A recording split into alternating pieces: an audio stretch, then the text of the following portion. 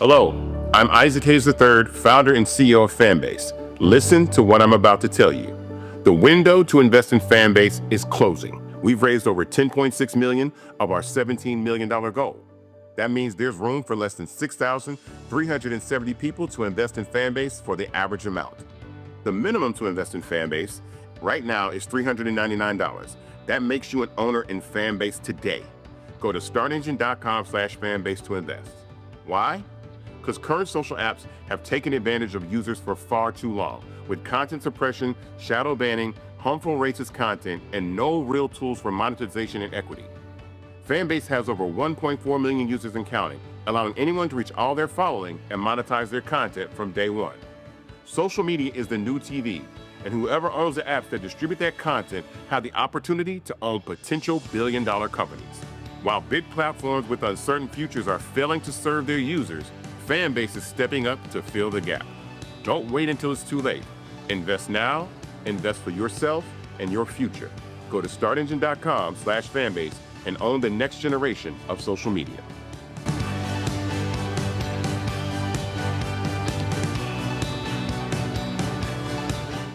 Folks, Black Star Network is here. Hold no punches. I'm real revolutionary right now. Support this man, Black Media. He makes sure that our stories are told. Thank you for being the voice of Black America, Roland. Stay black. I love y'all. All momentum we have now, we have to keep this going. The video looks phenomenal. See, this difference between Black Star Network and Black-owned media and something like CNN. You can't be Black-owned media and be scared. It's time to be smart. Bring your eyeballs home. You dig?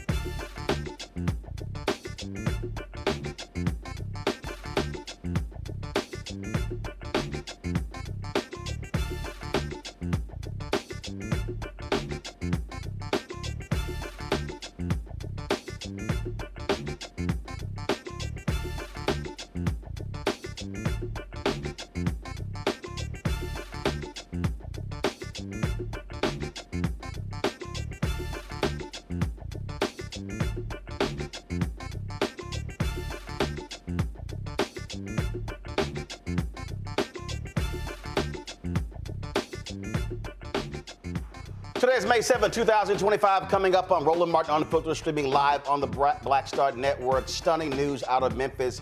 3 former cops who were involved in the murder of Tyre Nichols were acquitted on all charges by an all-white jury. We'll hear from Ben Crump, who is the attorney for the family, about this devastating decision. Congresswoman Jasmine Crockett laid into Donald Trump in a hearing about trans people and fencing, and it was pretty idiotic. And so we'll show you exactly what was said there as well.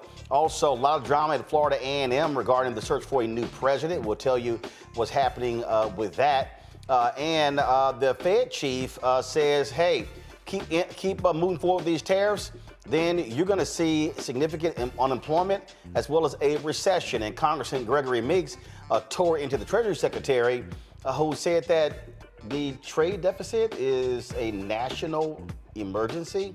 Yeah, lots to unpack there. It's time to bring the funk. Roland Martin Unfiltered on the Black Star Network. Let's go. He's got it. Whatever the biz, he's on it. Whatever it is, he's got the scoop, the fact, the fine. And when it breaks, he's right on time and it's rolling. Best believe he's knowing. Putting it down from sports to news to politics. With entertainment just for kicks, he's rolling.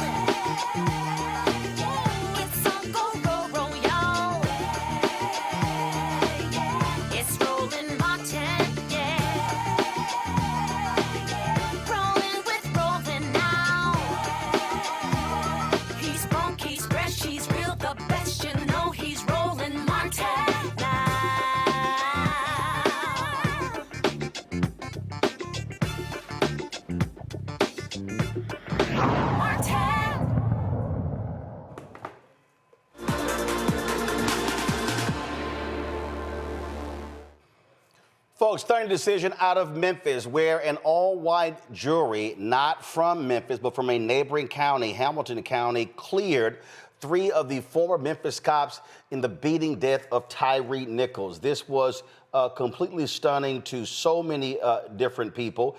This was the state trial. Now remember, they had already been convicted in federal trial, but sentencing was delayed until the outcome of this state trial. And because of all the attention, they chose this jury from Hamilton County, deliberated 8.5 hours. Darius Bean, Demetrius Haley, Justice Smith Jr., all charged with and cleared of second-degree murder, aggravated assault, aggravated kidnapping, official misconduct, and official oppression. This is what was the verdict when it was read in the courtroom. Demetrius Haley, not guilty. Count 2, we the jury find the defendant, Justin Smith, not guilty. Count 3, aggravated kidnapping with bodily injury. We the jury find the defendant, Darius Bean, not guilty.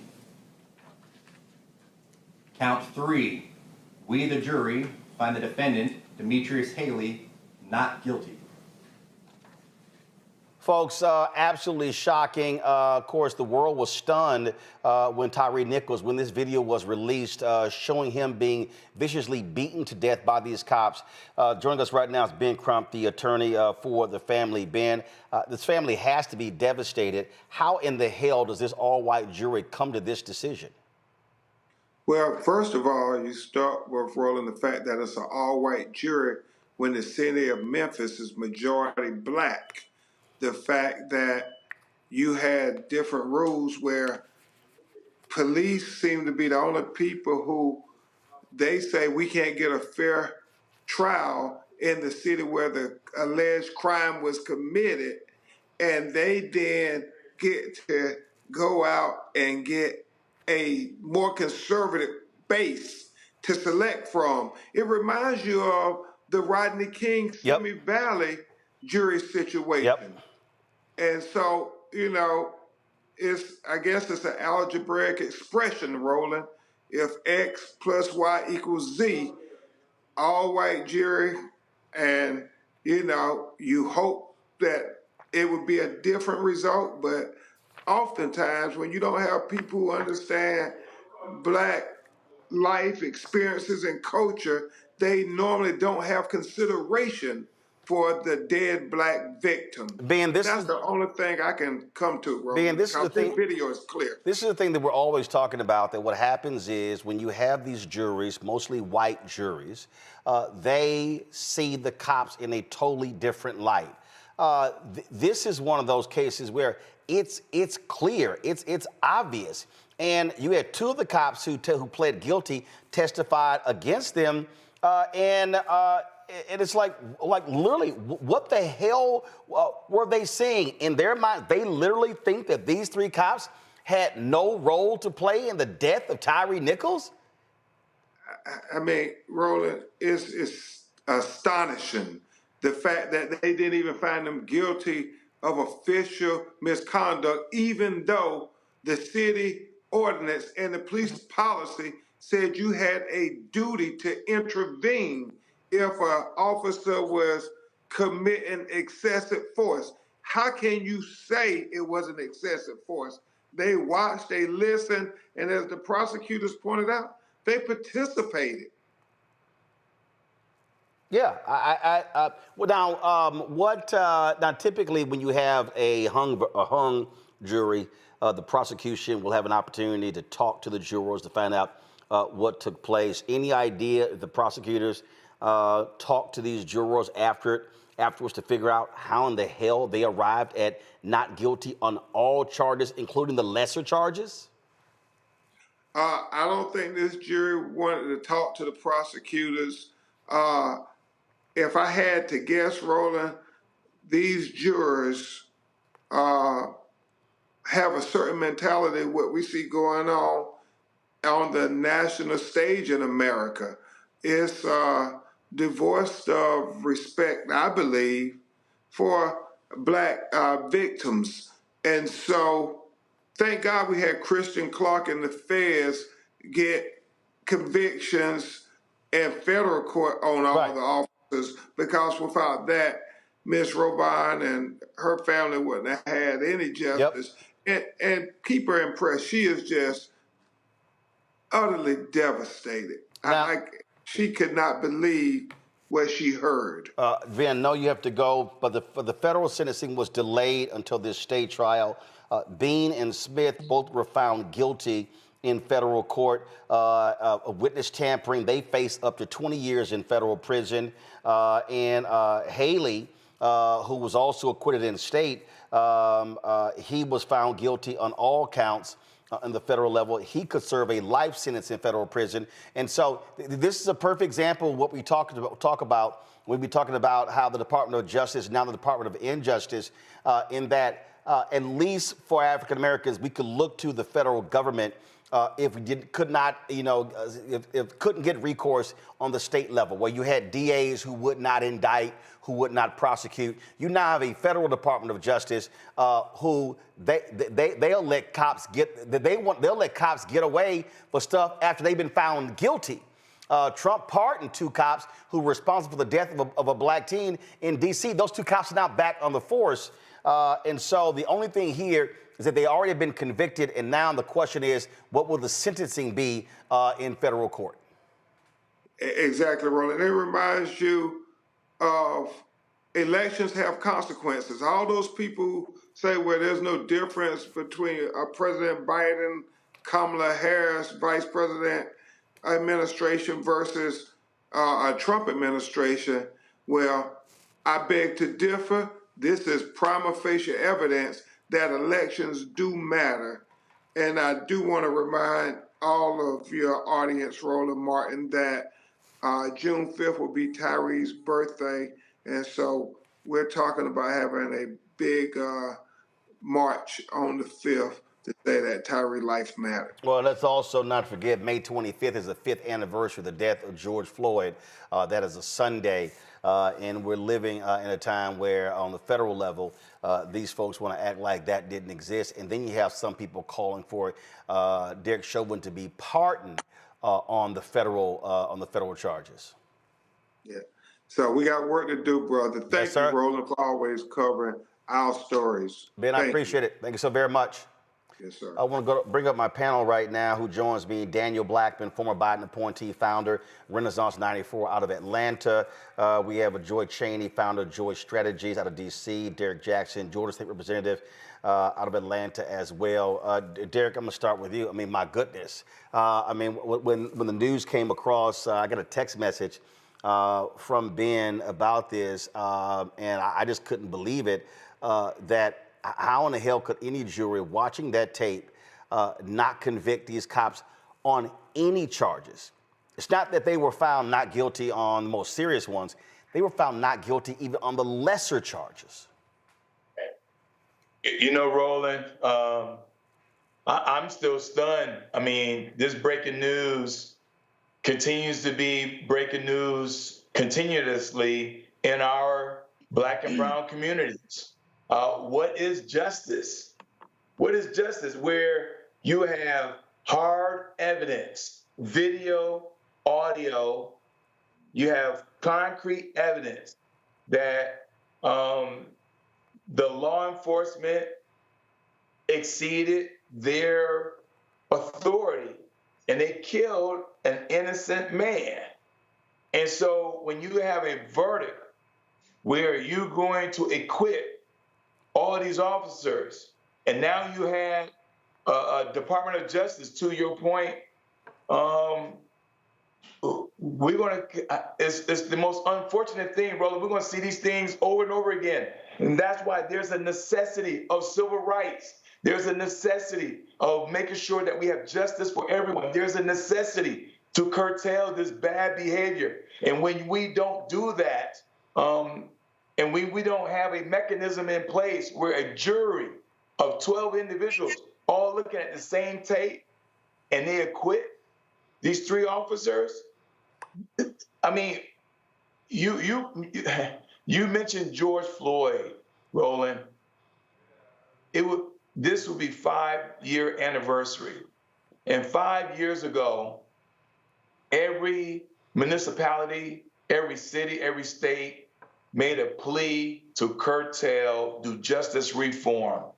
And here we are, still seeing the same thing over and over again. It's just appalling. It's unfortunate that this family is not going to get the justice that they deserve and demand. When you see this evidence that they killed him.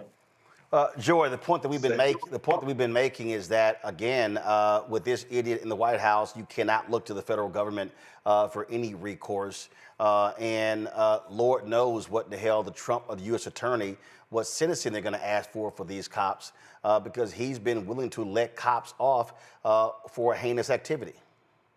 Correct. I mean, he lets cops off for heinous activities. He's also let heinous white Americans who stormed the Capitol off for heinous activities against cops. There's no rhyme or reason except lawlessness is the order of the day here. And there seems to be a belief that Black lives matter just a little bit less than everyone else. This is what we meant. And what happened with George Floyd was an awakening where people understood, it felt like, they understood why we cried out and said Black Lives Matter. But this retrenchment from that is a sign that we're going back to the time, or at least people are now willing to admit what they really believe, which is that when it comes to cops, our lives don't matter. And it really doesn't matter the race of the cop. What is so hurtful here is that, you know, we had one verdict.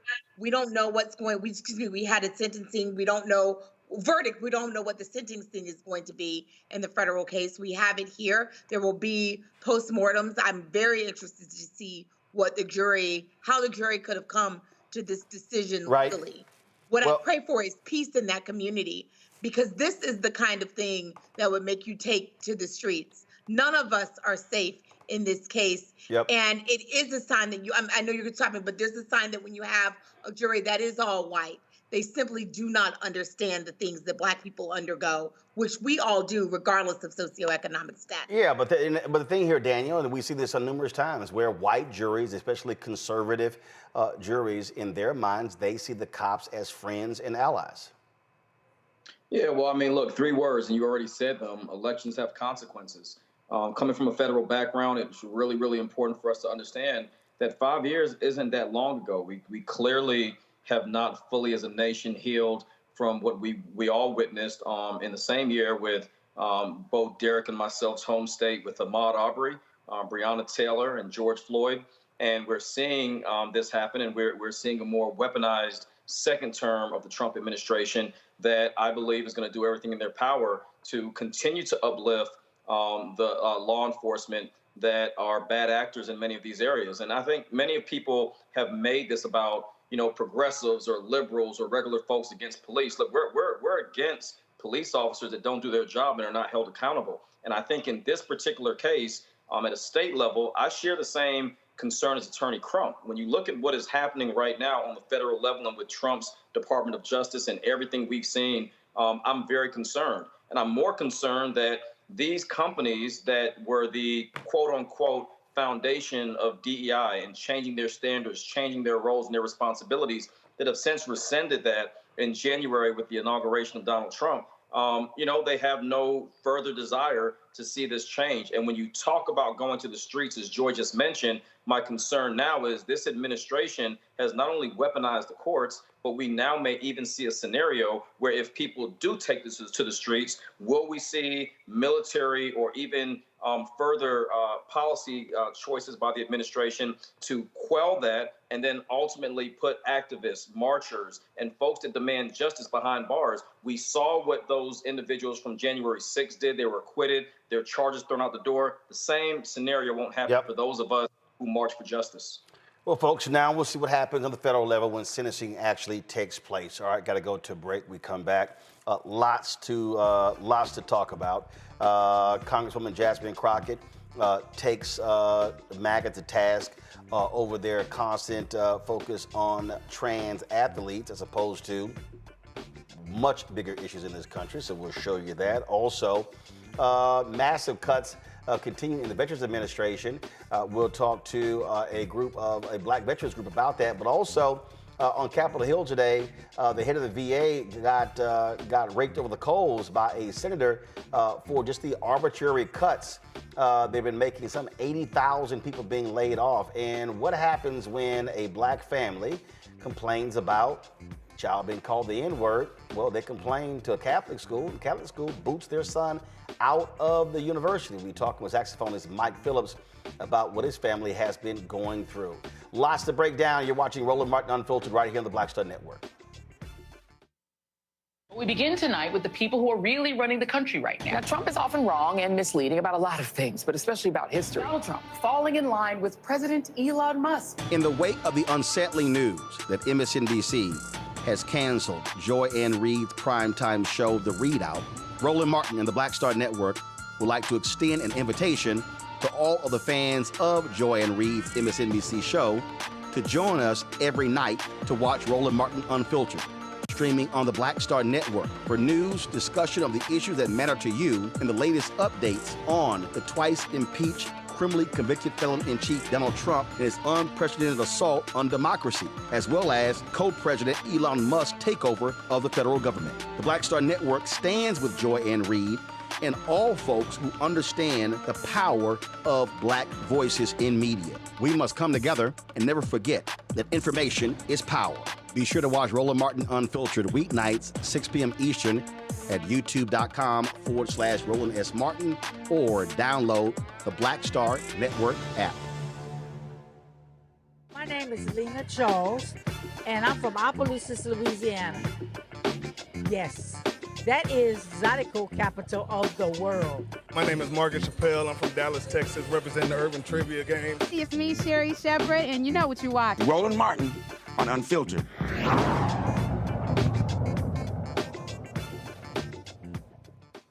Folks, the child of a black family on the playground gets called a racial slur. The parents complain about that. What then happens is the school expels the young man. Well, because of all the attention surrounding the principal of the Madeline School, a private Catholic school in Northeast Oregon, is now on leave as a result of what took place. Mike Phillips, of course, internationally renowned saxophonist, says that the 10-year-old son was called a racial slur again on the playground. They demanded answers and planning to address the racism. Principal Tressa Rast actually called the cops on them, and just days later, their son was expelled and cut ties with the family, citing a violation of the school's code of conduct. Mike Phillips joins us right now. Mike, glad to have you here. So I'm confused. What was the code of conduct that y'all talked back? What the hell? Well, you know, it's broad language, and the language is broad for a very specific reason. So you can't talk back. So if you hold somebody accountable for an environment that permeates because of history we had with our previous son and other kids of color complaining, then, you know, you really can't talk about it. You know, there's a limit. So I think the code of conduct was violated because of her feelings being hurt because of two parents that she's not used to standing up in front of her face, demanding a level of accountability that obviously made her feel uncomfortable. How long ago did this happen when this racial slur was said against your son? It was reported March 31st. March 31st. Okay. And we came to the school immediately and took our son out. And I said, "Are you okay?" And he said, "Dad, I'm good." I said, "We can take you home right now." And his thing was, "Hey, we're starting chess club, so I want to at least do that." And then I said, "Did you hear someone say that to you?" He absolutely said yes. And, you know, then I asked the principal, I said, "We need to see your racial incident policy." She gave us a piece of paper and said it was emailed to us. Again, really vague language in how they approach this. And then we wanted to have a conversation about it. And then all of a sudden the conversation is over. And I saw her go to the phone. And as soon as I saw her turn around and go to the phone, I said, oh no, she is calling 911. And that's exactly what she did. She called 911. 911 off of a conversation. And you know what? I'm really curious if anybody in the history of that school talking to any principal have had the cops called on them. Now, this puts me, with the breaking news that just happened.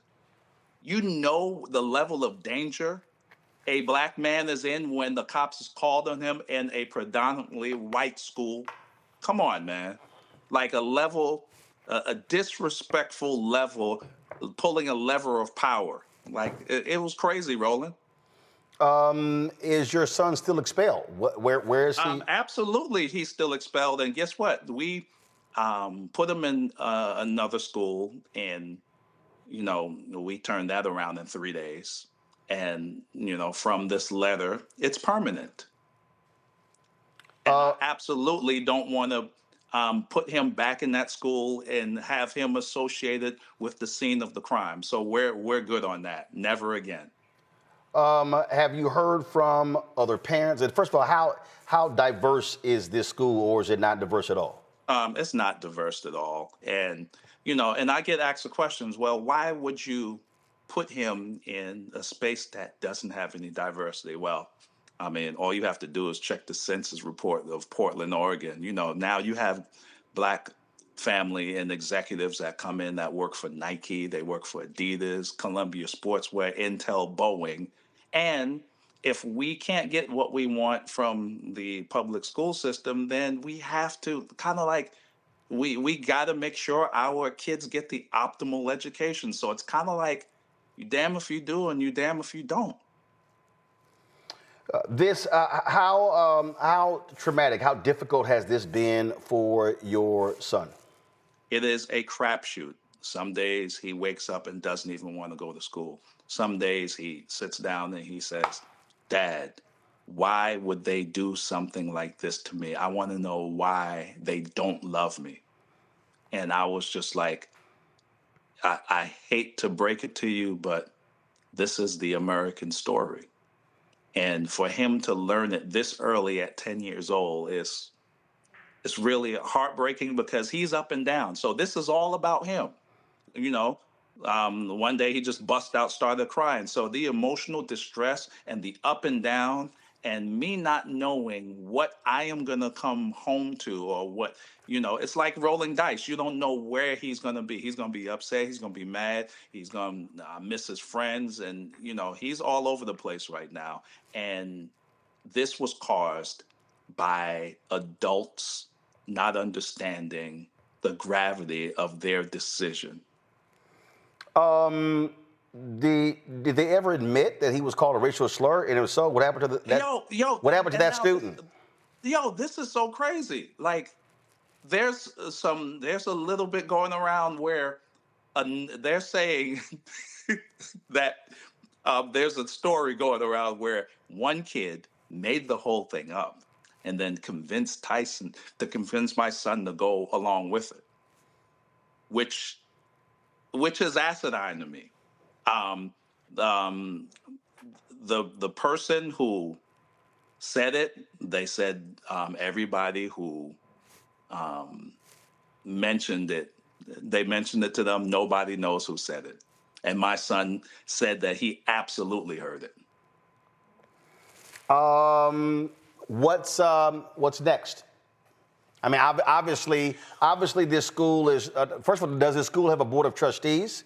Listen. These Catholic schools, it's all about the priests. Is the Catholic diocese? Have y'all reached out to? I mean, first, look, I was born and raised Catholic, so I understand that whole system. You got the Catholic diocese. You have a whole hierarchy. Have y'all communicated with the Catholic Church's hierarchy? Well, you know what? We have. I got my legal team, and they are communicating, and we're gonna come to a resolution, because at the end of the day, this is not just about this particular situation, but there are other kids that are going through this, and enough is enough, man. It's crazy.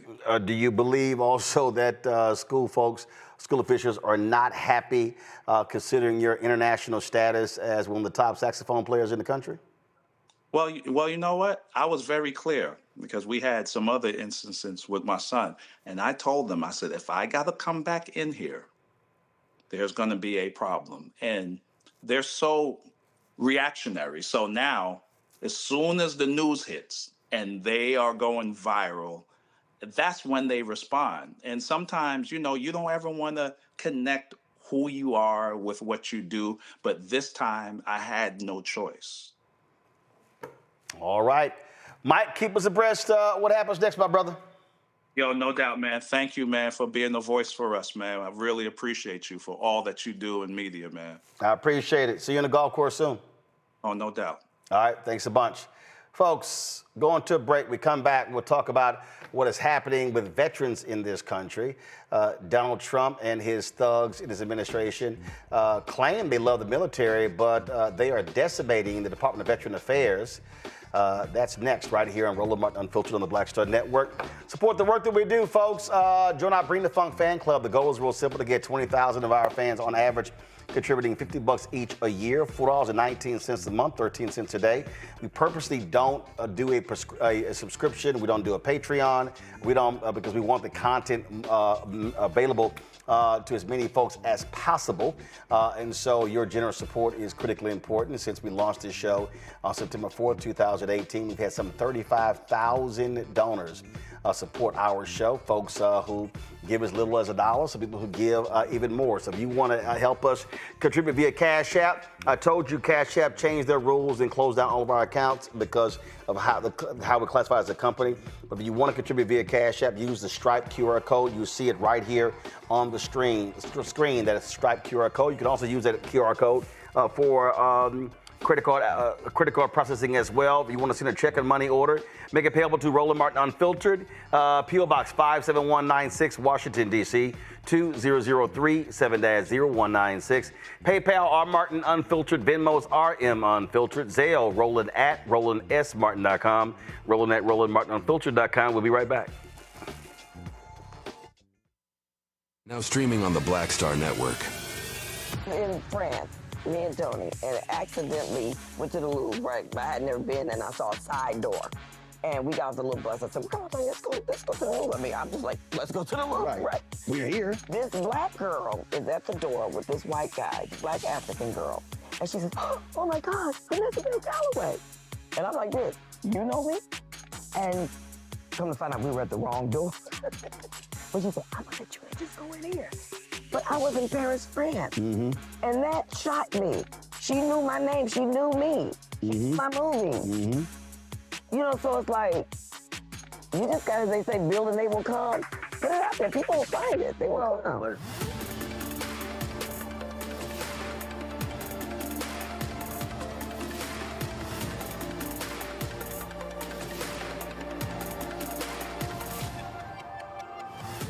Hello, I'm Isaac Hayes III, founder and CEO of Fanbase. Listen to what I'm about to tell you.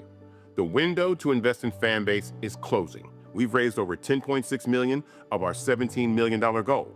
That means there's room for less than 6,370 people to invest in Fanbase for the average amount. The minimum to invest in Fanbase right now is $399. That makes you an owner in Fanbase today. Go to startengine.com/fanbase to invest. Why? Because current social apps have taken advantage of users for far too long, with content suppression, shadow banning, harmful racist content, and no real tools for monetization and equity. Fanbase has over 1.4 million users and counting, allowing anyone to reach all their following and monetize their content from day one. Social media is the new TV, and whoever owns the apps that distribute that content have the opportunity to own potential billion-dollar companies. While big platforms with uncertain futures are failing to serve their users, Fanbase is stepping up to fill the gap. Don't wait until it's too late. Invest now, invest for yourself and your future. Go to startengine.com/fanbase and own the next generation of social media.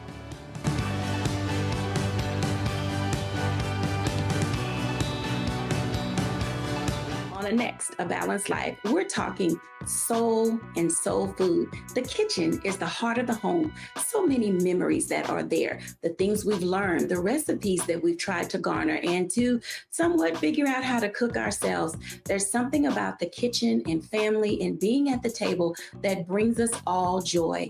We're going to be joined by some amazing guests who are going to talk to us about how do we keep tradition alive and what are we doing for the culture. The traditions and the gathering and the warmth and security, those memories are super important.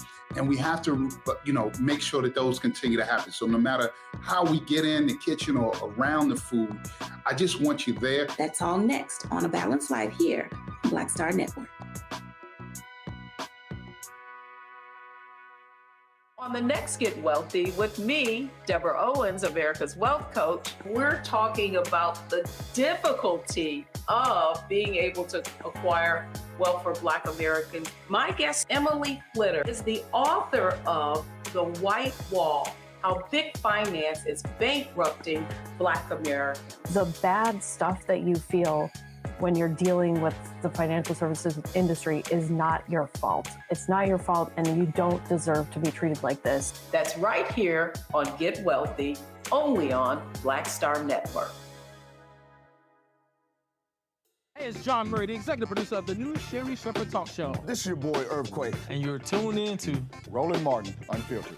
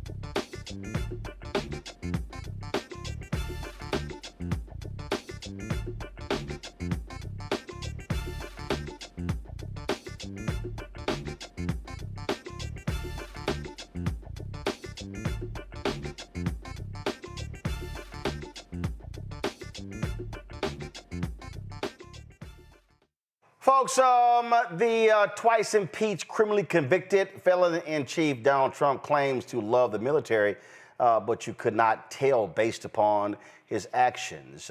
Joining with Elon Musk, massive cuts have been taking place to the Department of Veteran Affairs. We've been seeing this all across the country. Democrats have been taking aim. Michigan Senator Lisa Slotkin was going hard after the head of the VA, Doug Collins, former member of Congress, about these cuts and just the arbitrary decision to fire 80,000 people. Watch this.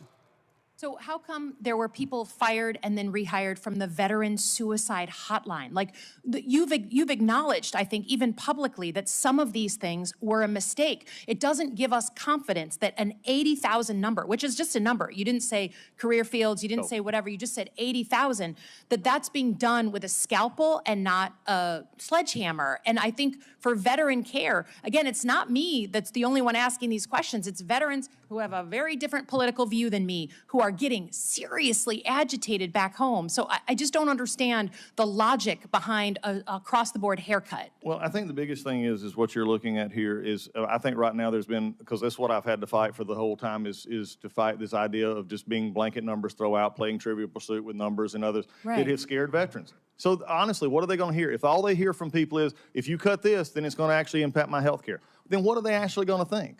Because one, they've not seen a plan. You've not seen a plan, because we're still working a plan. I'm not going to play out a plan in public that would actually take employees. You wouldn't do it in your own office. I know I'm over, but it is playing out in public because you have fired people and then they have been rehired. That's not a secret plan. People in my district, Marines, veterans, have been fired from their VA jobs and then brought back. So it's not that there's some sneaky plan. You're in it. You're living it, and you're living the sloppiness of it. So I'm sorry, I know my time's over, but I can't agree that the 80,000 is going to be a nice trim scalp.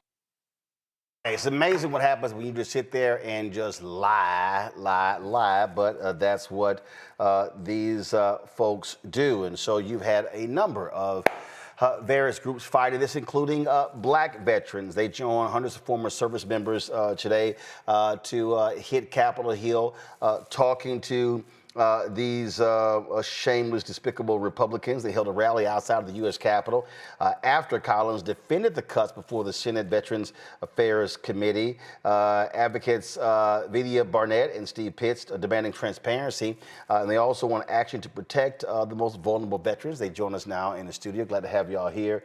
I mean, you sit here and you watch this, and you see. And we know what the game is. I mean, the bottom line is DOGE recommended all of these cuts.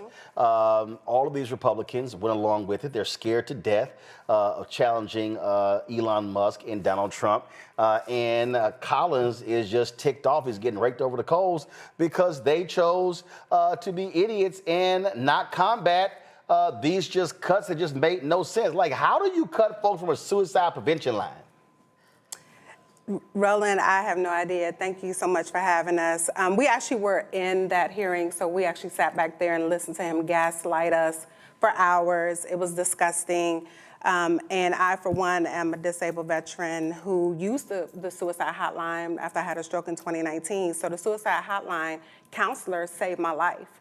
And so when you cut those type of jobs, or even the support jobs, so the individuals who are making appointments or answering the phones and then pushing them out, those type of people need to be there, because the person who's answering the phone can't make the appointments, can't schedule. So it's a trickle-down effect. So to have him say, well, some of these jobs are arbitrary, we don't need that. A veteran gave a great example. He said a pilot flies a plane, but there's a whole crew that he needs in order to be able to even fly a plane. It's the same thing with the VA. The folks at ProPublica dropped this story that says internal VA emails. Anthony, go to my iPad. Internal VA emails reveal how Trump cuts jeopardize veterans' care, including to life-saving cancer trials. In their article, laid this out. They say earlier this year, doctors at Veterans Affairs hospitals in Pennsylvania sounded an alarm. Sweeping cuts imposed by the Trump administration, they told higher-ups in an email, were causing, quote, severe and immediate impacts, including to life-saving cancer trials. The email said more than 1,000 veterans would lose access to treatment for diseases ranging from metastatic head and neck cancers to kidney disease to traumatic brain injuries. Quote, enrollment in clinical trials is stopping, the email warned, meaning veterans lose access to therapies. The administration reversed some of its decisions, allowing some trials to continue for now. Still, other research, including the trials for treating head and neck cancer, has been stalled. What's crazy to me is you juxtapose this with that grossly unqualified Pete Hegseth, who stands up talking about lethality. Oh, it's all about, we're gonna have this lethal fighting force. And this is what Republicans have always done. Talk about, oh, how they love the troops when it's send them to war, but then don't give a damn about them when they come home. Absolutely, absolutely, Roland. You know, I'm one of them troops. You know, I'm a two-time Iraq and Afghanistan war veteran. Actually, I was forced to medically retire because I had PTSD, right? And so the mental health services at the VA saved my life, right? In real time. They saved my marriage with my wife. We did couples counseling. And then back in October, I tore my Achilles, and the VA fixed that. Oftentimes, especially for black veterans, the VA is our only source of medical care, right? And there's so many stats. There's about 2.4 million Black veterans across the country right now, and we're about 17% of the veteran population. But you know, we're only 13% of this country's population, which shows that Black veterans put their right hand up to serve, and that's a contract. And so we're up here this week asking for all veterans, for the administration and those in charge to uphold the other end of that contract, where we get these things, these services, the health care, right? And like Vidya said, it takes more than just having a doctor, right? You need administrative staff, you need the janitors, you need this, that, and the third. And all these people's lives are being upended because they're working on a plan, right? Well, one of the things that jumps out at me again, you would think if there is one department that they could get right, whether it's a Democrat or Republican president, it would be the VA. And it just continues to have problem after problem after problem. But we're dealing right now where Trump wants to make the Pentagon's budget $1 trillion, the first time ever to spend $1 trillion. And if he's throwing this big military parade on his birthday, it's going to cost $50 to $100 million. And he's like, oh, we got these great weapons and missiles and submarines. Well, how about the actual people? And that's really what this is about. The people who are the ones who are sent into various places fighting on behalf of the country.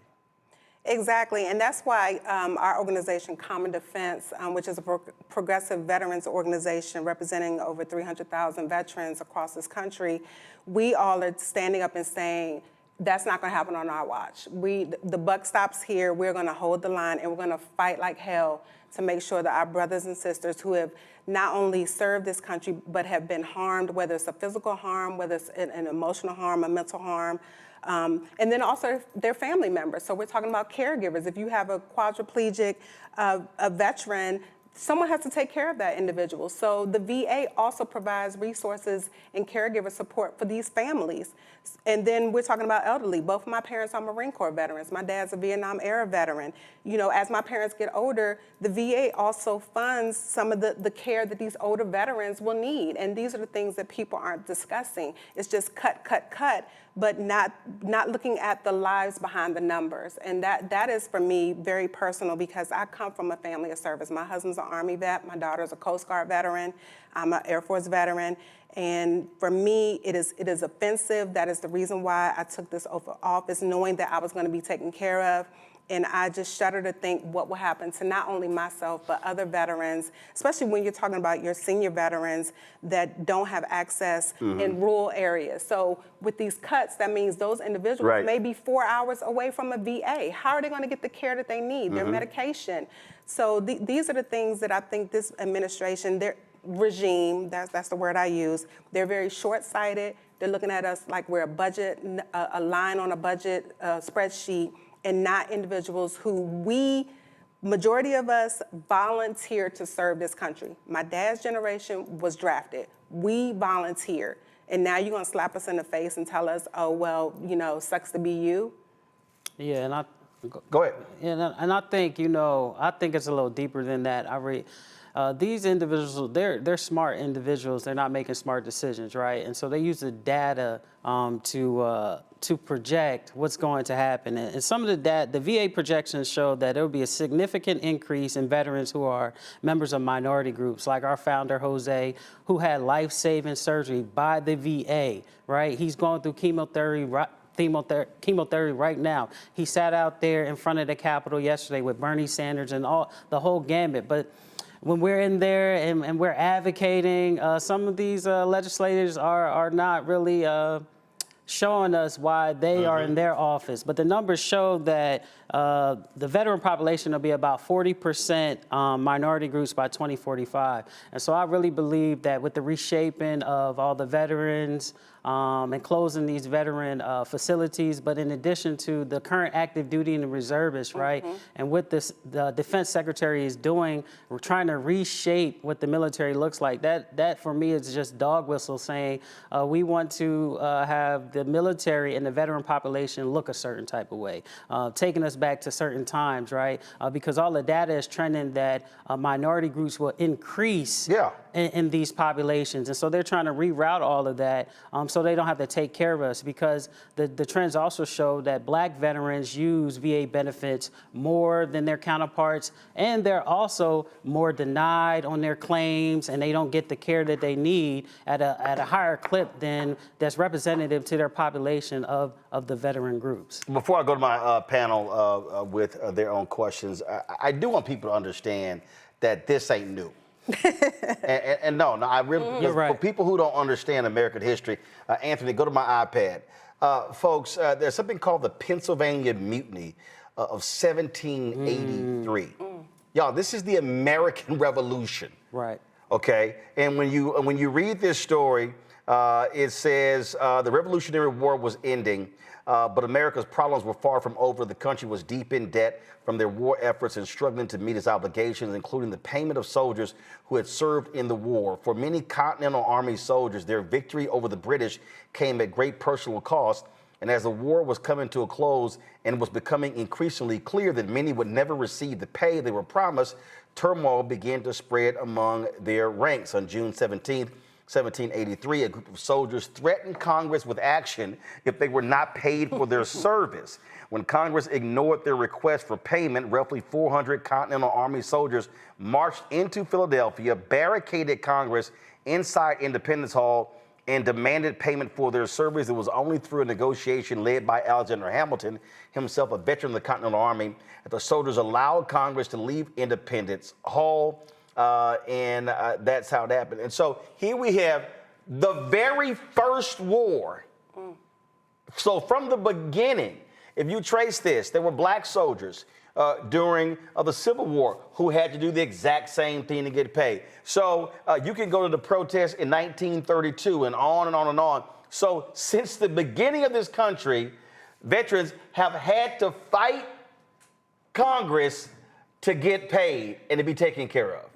From the beginning. Absolutely, absolutely. And you know, this is for all veterans, right? But you know, me and Vidya being the co-chairs under Common Defense for the Black Veteran Caucus, we really want veterans to know that we're standing up, right? That's why we're here this week, 100 veterans, next time 1,000, and we'll keep coming back because we recognize we have to stand in the gap. Because to your point, when the Black soldiers came back from the Vietnam War, right, they didn't get the same benefits, right? They didn't get the home ownership. They didn't get certain benefits, right? And we've been serving. Oh Black yeah, after veterans. World War II, Black soldiers did not benefit the GI Bill. Right, not at all. And we've been serving since colonial times by force or choice, right? And so I think in the direction that we're actually headed, I think it is a squeeze to kind of push out minority groups from serving in these places, right? And then I actually see in our future, because recruitment numbers are down, that we might go back to a draft. And that's why they haven't put out the plan, because I think the plan is deeper than what we actually see. Well, first of all, they keep claiming how they're hitting their recruitment goals.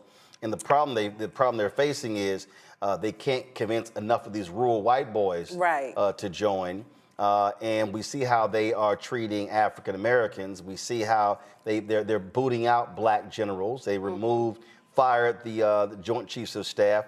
They fired several high-ranking folks. And Hegseth now wants to cut the number by 20%, number of four-star generals and admirals, and I can guarantee you it's going to be a bullseye on the back of Black veterans in those ranks. Let's go to our panel. Derek, your question.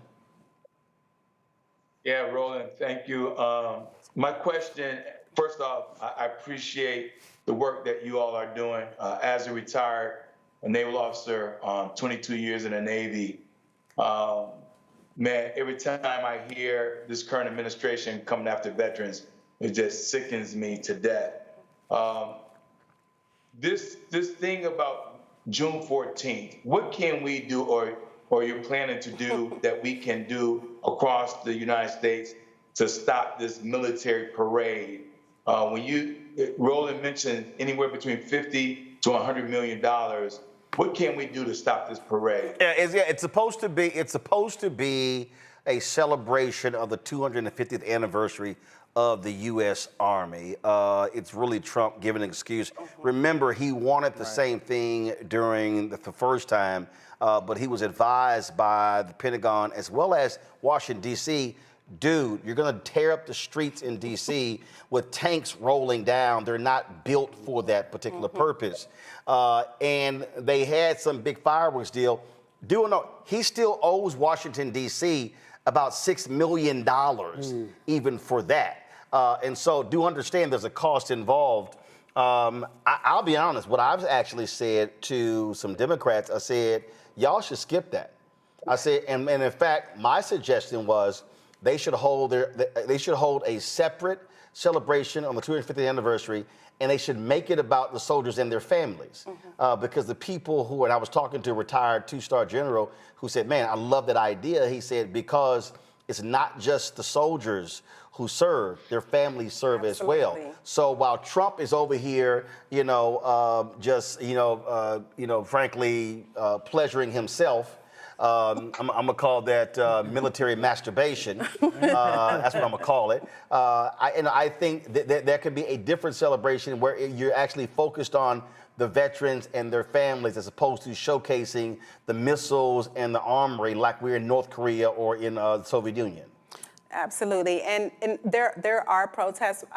We have not set up any, but there are protests that will be going on during that day throughout the country.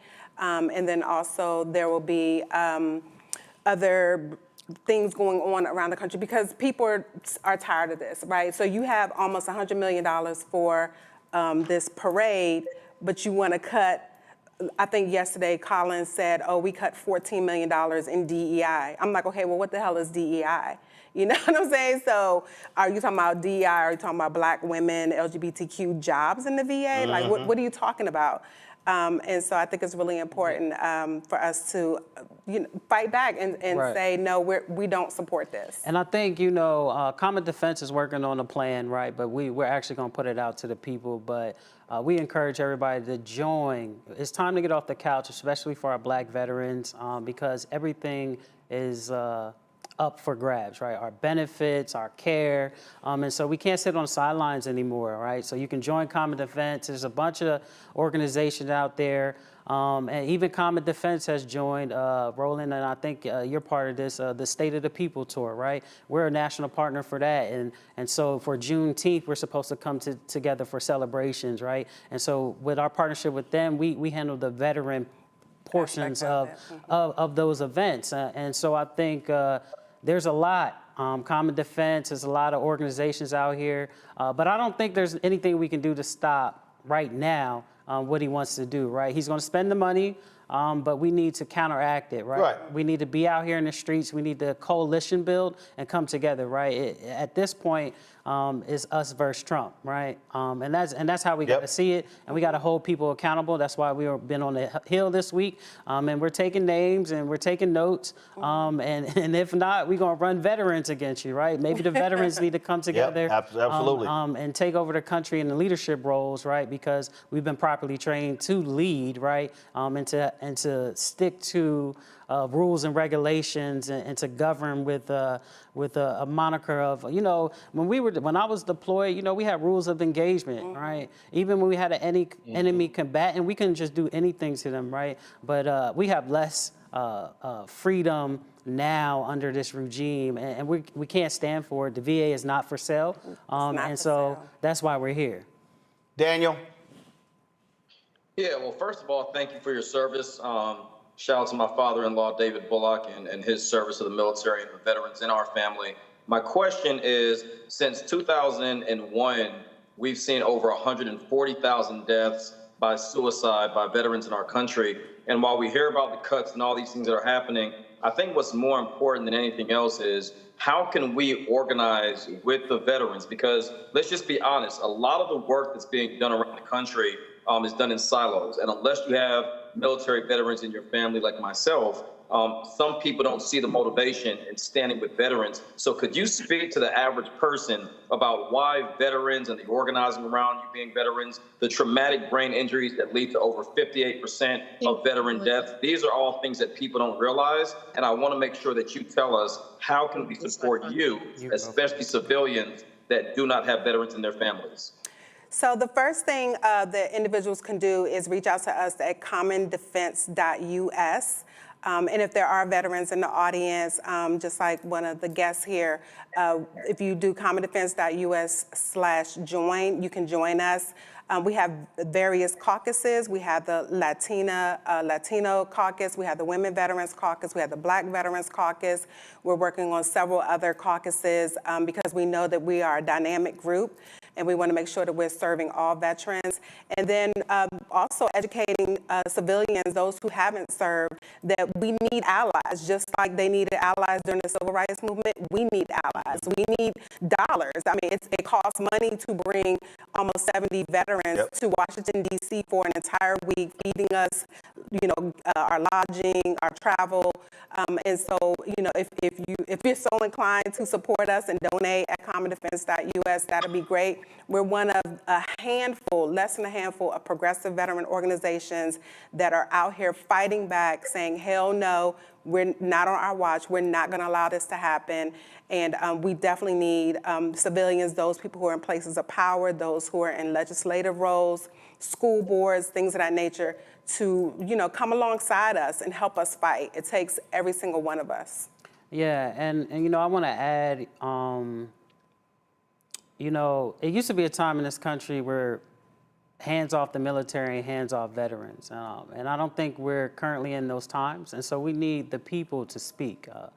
We need the people to join us in this fight. Listen, you could go to your local VA hospital for what I care about, right? And go talk to veterans. And when you hear these stories, veterans don't want much, right? We just want what we were promised. Mm-hmm. We were promised things if we served with dignity and respect, and we all did that. Like I said, I'm a two-time Iraq and Afghanistan war veteran. 20 years ago, as a 22-year-old, I was on the tail end of my first deployment, where we saw a lot. And we came back with physical and mental disabilities and issues that a lot of people don't understand and don't see. And that's fine. That might not be your fight. But what I can ask you to do is to join us. You know somebody that has served, and it's time for us all to coalition build and stand up for what is right. Because what's going on right now is absolutely wrong, and we can't stand for it any longer. A bunch of folks are asking also in the chat where to get these shirts. Well, first you got to join. You have to be a member of Black. First you got to join, and me and Vidia will send you a shirt personally. We'll send you the shirt. All right, y'all need to leave one for me here. We did. Y'all did? Where is it? We got. We got VA not for sale. We got the not for sale one, but we'll get you a Black get you a Black Veteran Caucus one. So bring me the VA. Let me hold it up. Okay. Oh, and we got you a coin. And we got you a coin, which is a high veterans, honor. So we believe in coins. Thank you. Yes, indeed. All right, let's see here. All right, said Department of Veteran Affairs, not for sale. So if folks want this shirt, where do they go? Okay, so we're going to tell the team to get this up quickly on y'all got to be set. Y'all talking about y'all got to raise money getting folks here. I need to show y'all how to raise money. Let's go. Show us how to do it. But go to commondefense.us and you can get the shirts. We'll make sure the Black veteran shirts are up there for purchase. And you can donate and join the fight. We want to see you. We want you to join our caucus. What's the site again? commondefense.us. All right. And then if you go on Facebook, we do have a Black Veterans Caucus Facebook page. We got IG, Instagram. Yeah. All right, we're on the website. And so to give, you just give straight to Common Defense. Yes. Yes. So if y'all go, Common Defense, so you see right here, you got a donate button, and then they can do PayPal, Google Pay. So you see all the different amounts right here. And so there you go. All right. Joy. Look, I know we're at the end, but let me ask you this. What are you all doing to convince the 6 in 10 veterans who voted for Donald Trump? How are you bringing them into the fold? How are you partnering with them so that they see themselves with you, because in many respects, they have betrayed your trust and are doing the unthinkable for veterans, which is leaving you behind. And leaving other veterans behind, regardless of rank. I'm gonna tell you what you gotta do. I mean, this is just being real. They gotta lose stuff. And that, I mean, I've had numerous conversations with people, and they're like, man, but folk gonna get hurt. I'm like, no, the only way those cultists are gonna wake up, because they think Donald Trump is the smartest, best thing in the world, they gonna have to lose their health care. They gonna, I don't want to say this, they gonna have to deal with a comrade who takes their own life because they couldn't make that phone call. Exactly. Because that's the same way with the terrorists and the farmers. These folk believe other people should get cut. They believe other people should be deported. And now they're having to deal with the reality. Unfortunately, that's the only thing that's going to get them to wake up to realize that they voted against their own interests. Right. And it's funny that you said deported. So one of the things that we do, we partner with an organization called Black Deported Veterans. We're actually working with a family of military member Marlon Parrish. So I want to put his name out there in Arizona. He is detained by ICE this year, and Common Defense is working with him to get that information out there. A lot of people do not know that veterans are being deported from this country more so under this current regime and his previous administration than ever before. And so we're working with Black deported veterans to put the word out there. People don't know that if someone came here as a child, they served the country and they're thinking, okay, this is a path to citizenship. Right. And then next thing you know, here comes ICE running up on you and you're in an ICE detention center. People don't know that the veterans are being deported. So that's something else. So you said Black deported veterans, is that what it is? Black deported veterans. Get the information to Carol so we can have them on and talk about it. Because, yeah, that's another part of this conversation that folks aren't having. And there was a whole bunch of Simple Simon Negroes who were trumpeting Trump and who were saying, oh, yeah, they can't deport us. And there's some black folks out there who are so anti-immigrant, but these are folks who actually served this nation and volunteered. And that's who you should not be trying to send out, but that's what we're dealing with right now. Exactly. Yeah. And I think to answer your question, I think, sometimes you got to leave people where they are until they're ready to come join you. But I do think that there's a population of veterans that are sitting on the sideline, and I think we need to go get them. And I believe if we go get the veterans sitting on the sideline together, collectively, we can change minds because we serve with these individuals. And I'll tell you, when I was in the mountains of Afghanistan, political ideologies didn't matter. I wanted to come home, right? I wanted to make it home, and Afghanistan was my worst deployment. And so I believe that if we start talking to fellow veterans and really get to them, they'll change their mind because they'll start to see like, oh, no, your benefits is gone. This VA hospital closed. Oh, they come in for concurrent. They come in for your retirement check because they think you make too much. And so when, like you said, once it comes down your lane. So a lot of those vets they were voting against trans. They were voting against DEI. They were voting against. They were talking about securing the border, not realizing that you allowed the Trojan horse to come in to jack you. And so look, that's why we have the shirt called hashtag we tried to tell you FAFO 2025. Because it's like, oh, y'all got Project 2025? Now it's FAFO 2025. Right, 100%. Because these folks are now realizing they were voting against their own interests. 100%. And then it's like, oh my God, I can't tell you how many stories I've read. I can't believe he did it to me. Yeah. We tried to tell you. And it's not going to stop. No. And even when you said DEI, a lot of people don't know really who falls into that range, right? Because it's veterans fall underneath that. Yes, we do. Here's what people don't understand about diversity, equity, inclusion. There are numerous programs. There are federal contracting programs. There are hiring programs that specifically give vets a leg up over other people. Those programs are also being targeted. So all these fools yelling DEI, they really thinking black people. Right. Exactly. And it's a whole bunch of white vets now going, oh my God, what happened? We see? FAFO. I even reached out to FAFO. I reached out to an organization that does retreats and outings for women veterans who have PTSD. So I live with PTSD. And they told me, sadly, we lost the grant because it was specifically for women. There you go. So, and I keep saying to them white women, need to get y'all ass off the couch. Stop. No, seriously, because what I keep saying to these white women, black people are ones who have been carrying this ball. White women have benefited more from affirmative action than anybody else. 100%. And the only way this changes if they get the hell off their asses and stand up and not think that black people are going to be the ones who are going to be carrying this thing forward. And you're absolutely right. I'm telling you, if veterans in this country, with the number of vets in this country, if they rise up and begin to protest and put pressure, they could force these Republicans to buckle and go against Donald Trump, because they also know folks are going to vote. 100%. 100%. All right, so commondefense.us, show the webpage again, go to the webpage. Y'all can get there. And again, y'all gonna get with y'all people. Y'all need to get this shirt up. Y'all need to get this shirt up on the website for sale real soon. And then folks wanna know how to get, and so here's this. So y'all shirts are Black Veterans Caucus. So y'all need to have on the left side, I stand with. Oh, okay.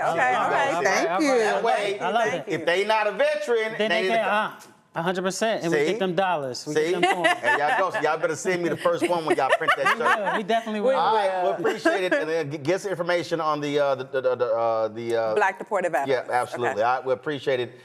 Keep the pressure on. We will. Thank you, You Roland. know we will. Every day. All right, y'all, going to a break. We'll be right back. Roland Martin Unfiltered right here on the Black Star Network, where I ain't got no boss.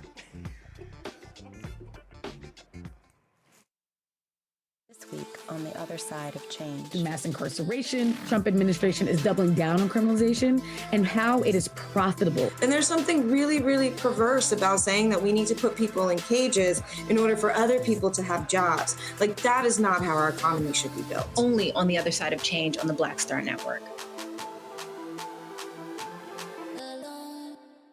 On the next, A Balanced Life, we're talking soul and soul food. The kitchen is the heart of the home. So many memories that are there, the things we've learned, the recipes that we've tried to garner and to somewhat figure out how to cook ourselves. There's something about the kitchen and family and being at the table that brings us all joy. We're going to be joined by some amazing guests who are going to talk to us about how do we keep tradition alive and what are we doing for the culture. The traditions and the gathering and the warmth and security, those memories are super important. And we have to, make sure that those continue to happen. So no matter how we get in the kitchen or around the food, I just want you there. That's all next on A Balanced Life here on Black Star Network. On the next Get Wealthy with me, Deborah Owens, America's Wealth Coach, we're talking about the difficulty of being able to acquire wealth for Black Americans. My guest, Emily Flitter, is the author of The White Wall: How Big Finance is Bankrupting Black Americans. The bad stuff that you feel when you're dealing with the financial services industry is not your fault. It's not your fault, and you don't deserve to be treated like this. That's right here on Get Wealthy, only on Black Star Network. Carl Payne pretending to be Roland Martin. Holla! You ain't got to wear black and gold every damn place, okay? Ooh, I'm an alpha, yay. All right, you're 58 years old. It's over. And you are now watching Roland Martin Unfiltered. Uncut, unplugged, and undamn believable.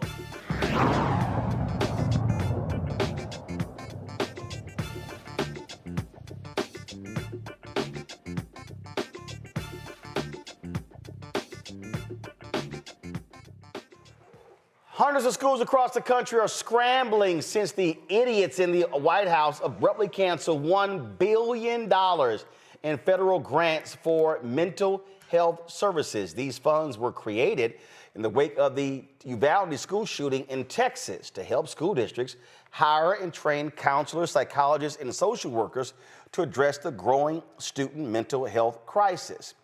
The Department of Education says the grants violated civil rights laws, arguing that efforts to diversify the mental health workforce amounted to race-based actions unrelated to student well-being, which is kind of stupid because if you understand health, you typically have black counselors and black doctors who have a better understanding of black people. Juanchez Miller, a school counselor on the front lines, joins us now to discuss these cuts. Juanchez, glad to have you here. So first, how have you personally been impacted by these cuts? I'm a school-based mental health therapist, so I am actually within the school system providing therapy services for the children. And my job will end June 30th. And so the cuts have caused me to have to catapult into my own private business. Okay, here's what's crazy. Every time there's a school shooting, these Republicans yell, it's not the gun, it's mental health. But they turn around and cut the mental health money. That's correct. That's just it. That's crazy. Yeah. Like, I agree. Like, how do you cut the money to help deal with mental health to avoid the shooting and then go, hold on, we won't do nothing about the gun, it's the mental health? Yeah. I just don't understand it at all. I don't understand it at all. How are people fighting back? What are they saying? What are they doing? So you hear the people or the workers talking. You hear the students asking why. You know, why are you leaving, or why are we not going to have this available? And so I can only just attest to the fact that you have to go to the school boards. You have to go to your local constituents to have them to rally and ask for the budget that the school has to be allotted for more school counselors or more student mental health therapists to be in the schools, along with the psychologists. And so it's about the people gathering together, their power in numbers. And so it's about the people gathering together to actually make a voice with the school boards, because the schools are funded by some of our tax dollars. And if the people in the community actually speak up and state that where they want their money to go, then I'm pretty sure the school board will hear them. Yeah, I mean, this is a moment that requires people to fight. I was sitting here looking at this particular clip here, and Sarah Longwell, who is one of these Never Trumpers, and she was talking about what people are looking for, what the public is looking for from Democrats. And, you know, we were having this discussion yesterday, and what she's saying is that it's not about policy. They actually want to see folks fighting back. Listen to this.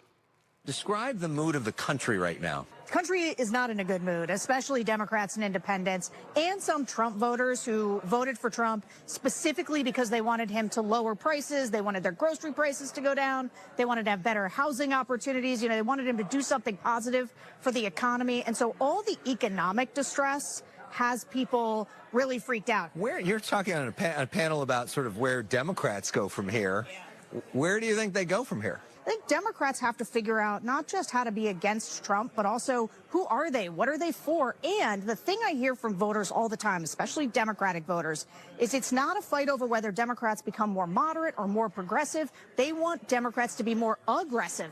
They want to see Democrats standing up to Donald Trump in this moment, pushing back, fighting. And it's not really related to policy. It's about posture and attitude, which is why you see people like Bernie Sanders and AOC, even though people may not be full on with them on their political positions, really being glad that they're out there. Point there is the only way you have to fight this. It can't just be, they did what they did. No, it has to be a vigorous fight against these people.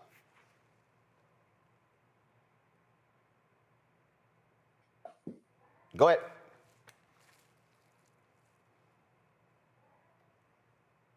Go ahead. So your response to that. I mean, and so when I talk about, so are other counselors, are they trying to fight back? Are they mobilizing? Are they organizing? You know what is happening, or are people just saying, well, we don't have any power, we can't do anything?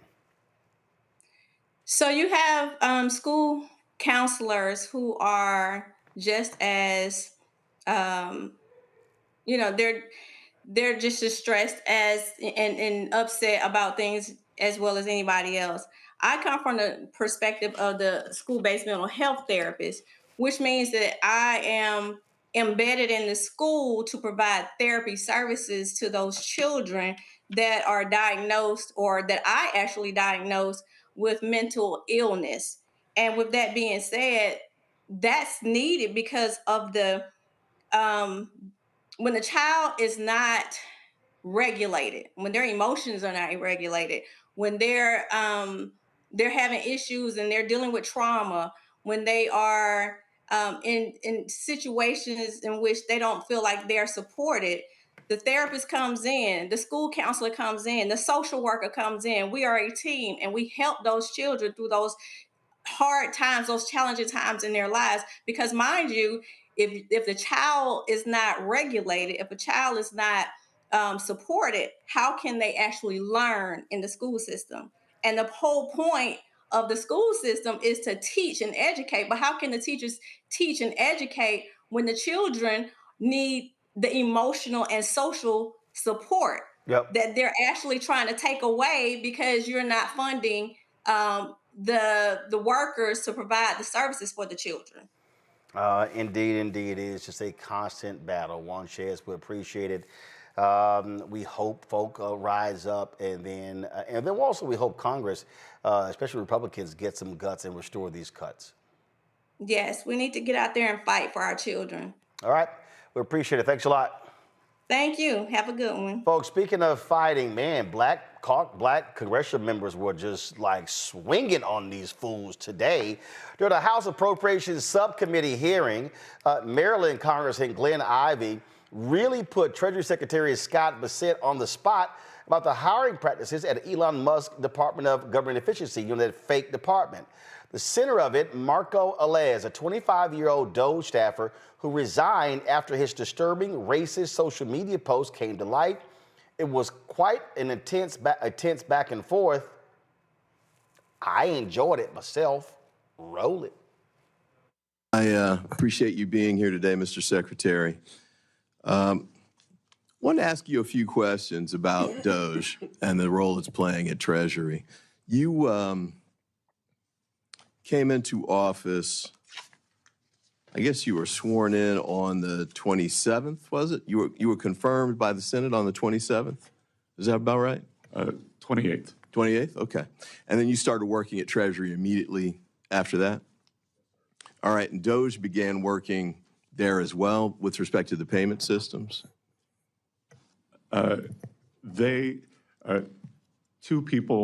Two individuals from DOGE who were actually Treasury employees were on site. Okay. And I believe you were approached by the highest ranking career official at Treasury, David Lebrick. Am I pronouncing his name correctly? I believe it's Lebrick. Lebrick, okay. What was the nature of that conversation? I assume this was about the DOGE issue, but tell me briefly what that conversation was about. Well, that conversation was about a discussion of the payment system. And when I go back to what I didn't know, I think I walked in the office around 3 p.m. and I think he and I were having a conversation at 4:30, and I got to ask for the short version. Oh, no. Okay. But I will tell you that when we were talking about the tasks, that it was people like this individual who were hitting send on the payments. So, I've come to find out that he's part of the Okay, I apologize. I'll have to get that later from you. Yep. Feel free to send in substance of the discussion in a letter. But I guess what I was going to ask was, you just mentioned there were two people who were working with respect to DOGE at the time. Yes, sir. And Mark Elez was one of those? I'm not sure. Not sure? You're not familiar with that name? I don't recall that name. I interviewed Tom Krause and personally recommended him to work at Treasury. Okay. Well, Mr. Elez had worked at Mr. Musk's SpaceX company.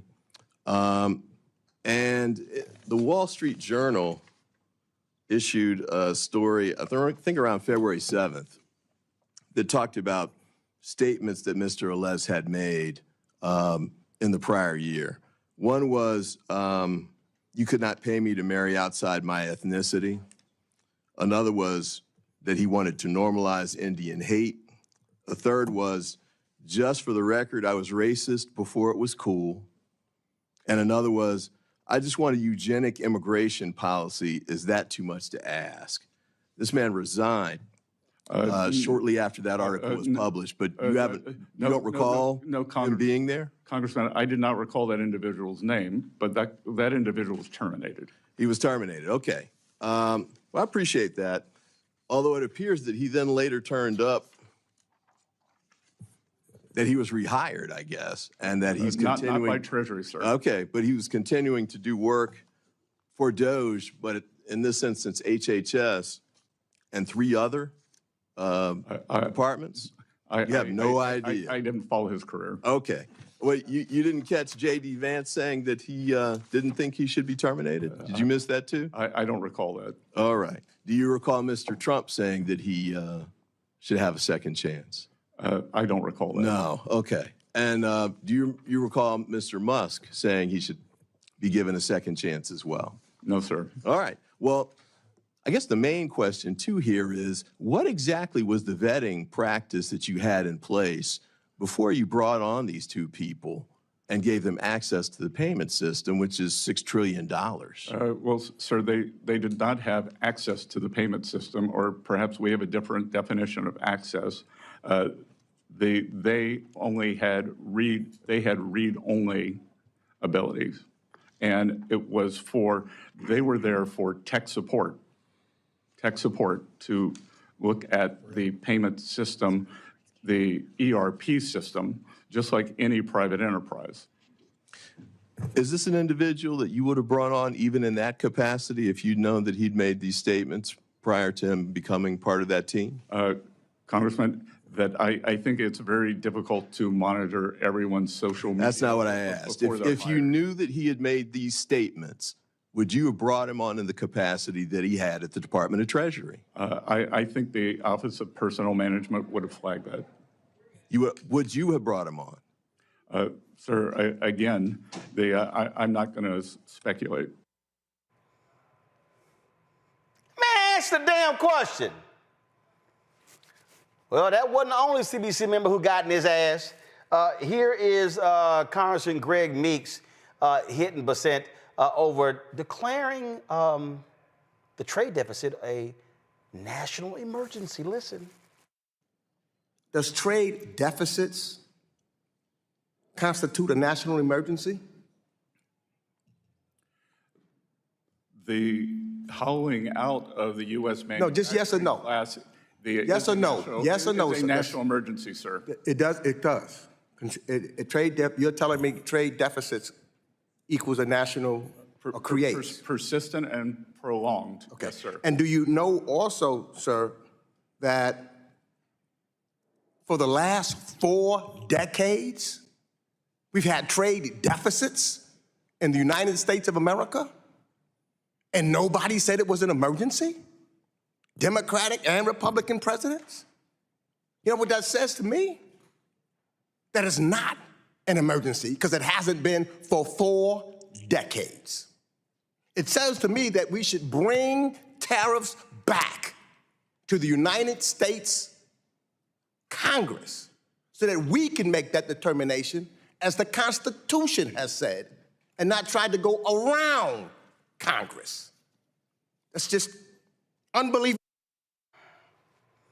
And then, of course, we have the Crockett Chronicles.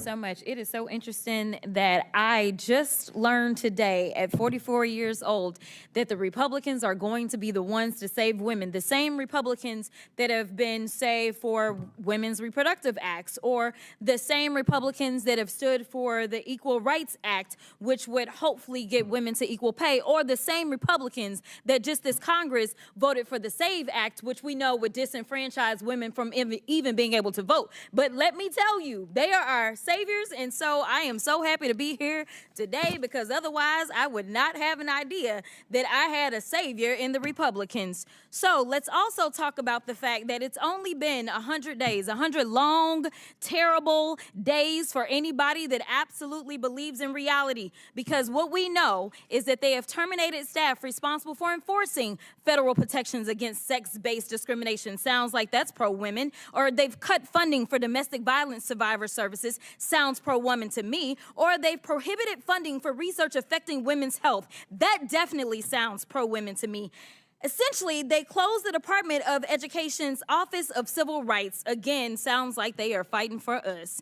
And instead of providing oversight over these actions, congressional Republicans have been working to execute one of the most aggressive anti-women legislative agendas in history. And yet, they're here today trying to convince the American people that discriminating against trans people is somehow the only way to protect women. This hearing has nothing to do with improving government efficiency. It's another attempt by Republicans to distract from their demonic and disastrous policies that are making it more difficult for Americans to make ends meet. So, Ms. Goss-Graves, I want to play a game. It's called Trump or Trans. You ready? Okay. So I'm going to ask you a question, and I want you to tell me whether or not it is Trump or trans people that are responsible. You understand? Got it. Okay, very good. The first one, gutted medical research. Trump. Kidnapping Americans and sending them to foreign countries, a.k.a. deporting them. Trump. Driving us into a recession. Trump. Increasing the cost of everything. Trump. Waging an idiotic tariff war. Trump. Harming farmers. Trump. Ignoring the Constitution. Trump. Proposing to take away Social Security. Trump. Cutting health care. Trump. Firing government workers who keep our country safe. Trump. Encouraging an environment of hate and divisiveness. Trump. Thank you so much. This committee could be engaged in actual oversight of fraud, waste, abuse, and mismanagement. So let's talk about waste. Like Trump's plan to spend almost $100 million for his little birthday parade, or how he spent 25% of his first 100 days golfing, costing taxpayers tens of millions of dollars. In fact, it's a little bit over $30 million at our last estimation. In fact, President Trump is on pace to spend more than $1 billion of taxpayer dollars just on golfing. Yet the Republicans have been silent. So they must think spending taxpayer dollars on the president's golfing trips is more important than providing health care to their constituents. And when I talk about constituents, we're going to talk about the ones on this committee. So if we look at Texas 26, 39,000 children look to potentially lose their Medicaid with the cuts that they are about to vote on for reconciliation. 88,000 in Georgia 3, 68,000 in Missouri 7, 79,000 in Tennessee 2, 86,000 in South Carolina 4, 50,000 in Texas 04, 85,000 in Texas 27, and in Georgia 14, 111,000. And if you add that up just on this committee, we have 606,000 kids that are relying on us to do right by them. And instead, we playing these crazy games because we worried about 10 trans folk that are in sports right now in college. I wasn't elected to be engaged in these fights. I was elected to make sure that those kids, the kids that they are about to neglect with these terrible votes that they're about to take, I was elected to protect them and to make sure that they could grow up and have all the opportunities. But let's keep on track. Now, when we look at how much they are spending on, let's look at fraud. We could investigate whether the White House and the members of this subcommittee engaged in insider trading and market manipulation. Maybe it's a coincidence that the chairwoman brought hundreds of thousands of dollars worth of stock the day before Trump announced a 90-day pause on tariffs. But I guess we'll never know. So finally, let's talk about abuse. Like how the Republicans have let Elon steal data of Americans and his competitors to make himself even richer. Look, don't let these hearings distract you from their destruction. This is rage baiting instead of conducting oversight over the issues that Americans actually care about. And with that, I will yield.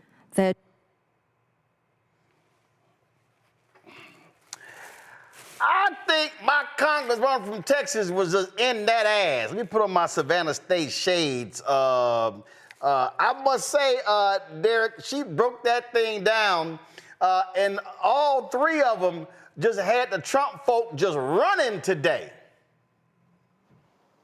Roland, this is the fight we need to do all the time. We need to check these Republicans.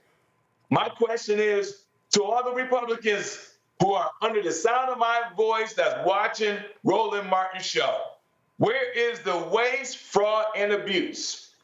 Because that's the purpose of this illegal, unsanctioned agency they call Department of Government Efficiency. Where's the DOGE has yet to find any efficiency, Roland. Because if they would have identified some waste, fraud, and abuse, they would have put it on Front Street. They would have said the lack of resources here or ineffective management there. The only thing DOGE has identified, Roland, is the inefficiency of Trump and Musk. Period. I mean, they said DOGE is going to help us stimulate economic growth. That's wrong because it's quite the opposite. DOGE is going to help us improve public services. Wrong again, because they negatively impact our healthcare, our education, our transportation, and everything else under the federal government. They said DOGE is going to help us increase public trust and transparency.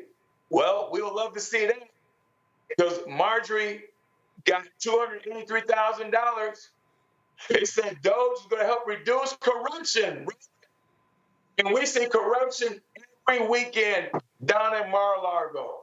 He said DOGE is going to help us do cost saving, enhance innovation, improve the environment, stability, and social equity.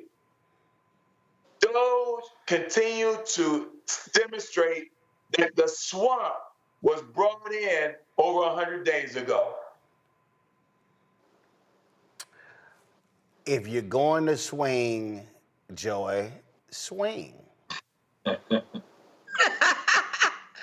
But you best not miss when it comes to Jasmine Crockett.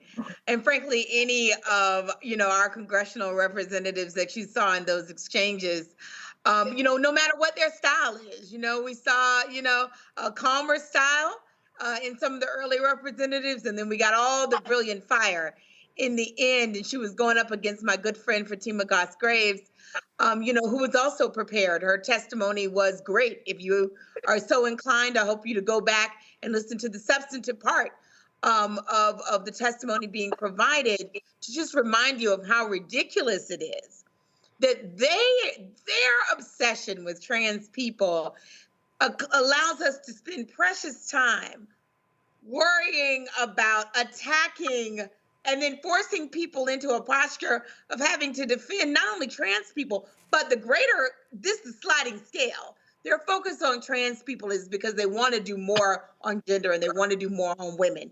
White women, pay attention. Any of the focus on trans people is about rolling back the protections that are around gender. And they wouldn't be doing all this for trans people. There are not enough of them.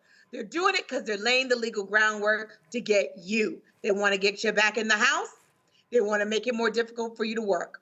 What they have not done, Jasmine Crockett already talked about what they are doing to harm women, but what they have not done was actually advance the causes of women. Paid leave, equal pay, affordable child care, and equal rights amendment. None of that. Haven't heard any proactive policies about that. These people are fraudulent. They are not focused on the things that you think they're focused on, but it also serves the groundwork for what they really want, which is a rollback of advancements for women of all races and of people of color. Be prepared for it. Daniel? I mean, how do I go after Joy? I mean, she pretty much just said exactly what needed to be said. And then, to add as a caveat, we see the current president wanting to give $5,000 or fine $5,000 for women to stay home and have babies. I mean, I think that it's important that we recognize that this is not something that is done systematically just over the last 3 or 4 months. This is a plan that has taken place for a long time. Look, I'll go as far, and some people may not like this, but in 1933, prior to the to World War II, a part of Nazi Germany's strategy was to completely dismantle education, social structures, women's rights. I mean, these are all areas that we can reflect on over a historic past that is still recorded. They can ban as many books as we want, but history itself has shown us that the same playbook that we're seeing today by disenfranchising women, taking money away from the mental health of our children. Look, since COVID, all the way to where we are today, we have seen so many attacks against children and their ability to survive. And I want to go back really, really quickly to what the sister said earlier from the veterans group. Look, there are 133 suicides per day, and 17 of those are veterans. But the fastest growing groups of suicide is our children. And so we have to understand that whether it's an attack against our women, our children's education, or anything that we've talked about over the last hour and a half, we have to understand that this is a part of a bigger picture to disenfranchise the vote, disenfranchise our society, and quite frankly, break down our current democracy, which is imperfect, to build something much worse. Well, we see exactly what's going on. And again, if you're going to sit here and swing, you swing. I was trying to find this clip on which one of my phones I had it on. It was this great scene from the movie Double Take, Orlando Jones, Eddie Griffin. And Orlando Jones said, "You campaigning for an ass whooping and you about to get elected." Yeah. I love that line. I'll be right back.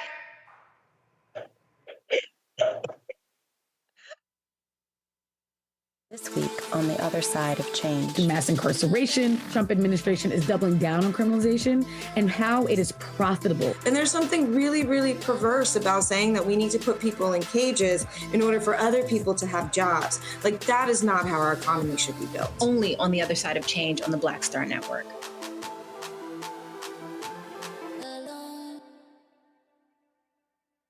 Hello, I'm Paula J. Parker. Truly proud on the Proud Family, Louder and Prouder on Disney+. And you're watching Roland Martin, Unfiltered.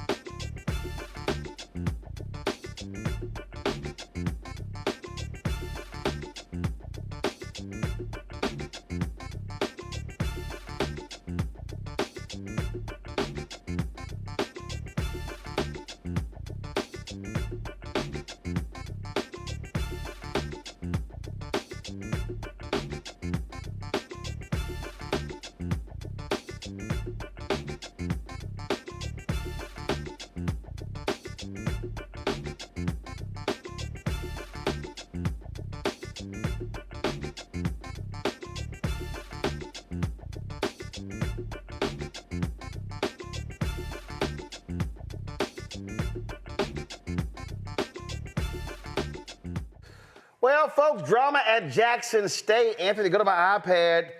The president of Jackson State, Marcus Thompson, has resigned. This piece from Mississippi Today says, for the second time in 3 weeks, the state university's governing board met to discuss a personnel matter related to the historically black university. No reason was given as to why he resigned. They met for 2 hours. In April, the board also met for 2 hours. They released a statement that no personal action had been taken against him.